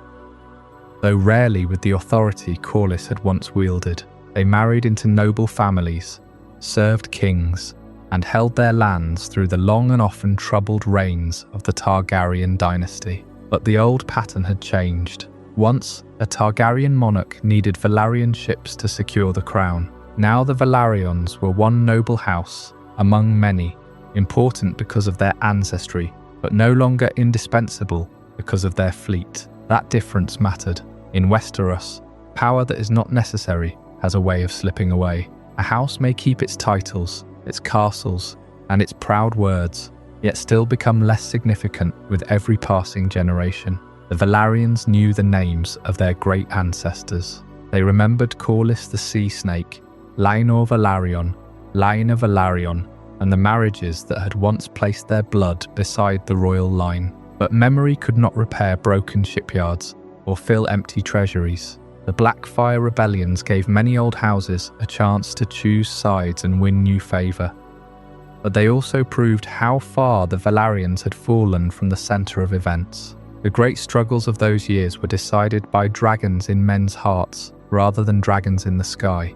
Rival claims, old grudges, and the loyalties of powerful lords. Driftmark endured through it all, but it did not emerge as the master of the waves it had once been. By the time of the later Targaryen kings, the family's Valyrian appearance had become one of its most visible claims to distinction.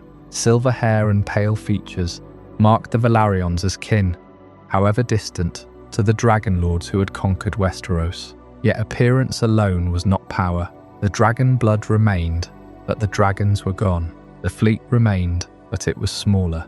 The name remained, but its greatest age had passed into songs. Still, there was a strange strength in survival. Houses like the Velaryons had seen kingdoms rise and vanish. They had crossed the seas before the doom of Valyria, settled Driftmark before Aegon's conquest, and watched the Targaryen dynasty climb to greatness before it broke apart. They understood, perhaps better than most, that no wind blows forever in the same direction. When Robert Baratheon took the Iron Throne, the political world that had sustained the old Valyrian houses was gone for good. The Targaryens had been overthrown. Dragonstone passed into new hands, and the royal court no longer revolved around blood ties to Old Valyria. For the Velaryons, this was another turning of the tide. They remained lords of Driftmark, but their ancient connection to the royal family had become a reminder of a fallen order. And yet Driftmark itself endured, standing across the waters from King's Landing. Its location could never be entirely ignored. Whoever ruled the capital had reason to watch the bay, the islands, and the shipping lanes that fed the city. The Velaryons might no longer have ruled those waters, but they still lived at one of the realm's most important crossroads. That is the final legacy of the Seahorse. Not conquest, not endless wealth, and not unchallenged supremacy. It is endurance. House Velaryon rose because it understood the sea better than its rivals. It declined because even the greatest fleet can be broken by war, debt, and time. But it survived because roots can hold fast. long after the waves have carried away everything built above them. The Seahorse no longer ruled the depths, but it was still swimming. The long decline of the Seahorse left a hollow in the narrow sea. Other houses, the Redwynes from the Arbor, the Lannisters from Lannisport, the Ironborn from their rocky shores, rushed to fill the space the Velaryons had once commanded. The sea, which had been their private domain for centuries, became a crowded thoroughfare, and through it all, the House of the Tides watched from Driftmark, their fleet thinned, their treasury drained. The Driftwood Throne sat heavy, not with gold, but with the weight of memory. By the era of Game of Thrones, the Velaryons have become minor lords sworn to Dragonstone's rulers. Dragonstone itself is no longer the seat of the heir to the throne. In Robert Baratheon's piece, it is a bleak outpost given to his brother Stannis, the Velaryons' answer to Stannis. A far cry from the days when they were the chief rivals and closest allies of the Dragon Kings. Their name is barely spoken in the great halls of the realm, in the tourneys, in the small council meetings, in the songs sung at Winterfell or Riverrun.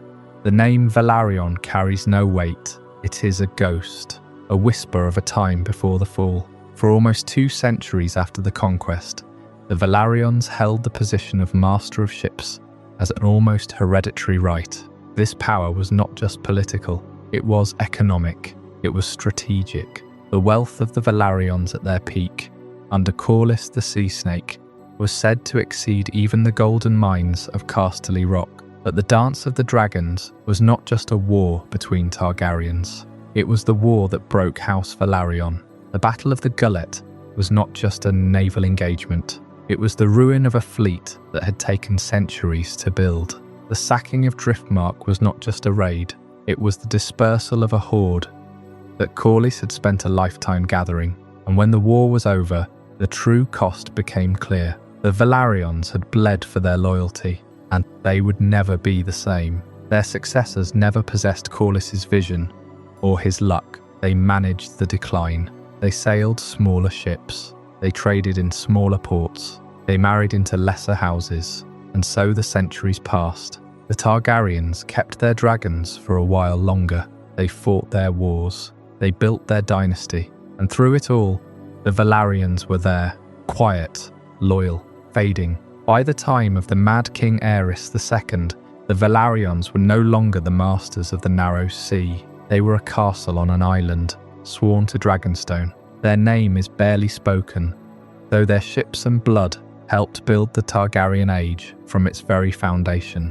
When Aegon the Conqueror set sail from Dragonstone, it was not Targaryen ships that carried his army across Blackwater Bay. It was Velaryon ships. The first master of ships on Aegon's small council was a Velaryon, Daemon Velaryon. The blood of the dragon itself cannot be separated from the blood of the Seahorse. Elena Velaryon, the mother of Aegon the Conqueror, Visenya and Rhaenys. Without her, there is no conquest. Without the Velaryons, the Targaryen line is severed at its root. This is the hidden truth of House Velaryon. We remember the Targaryens for their dragons, the Lannisters for their gold, the Starks for their honour, but the Velaryons are the sea, the water that surrounds the land, the tides that move the ships, the force that carries everything else. Dragons won the crowns. They won the songs, the histories, the Iron Throne, but the sea carried them there.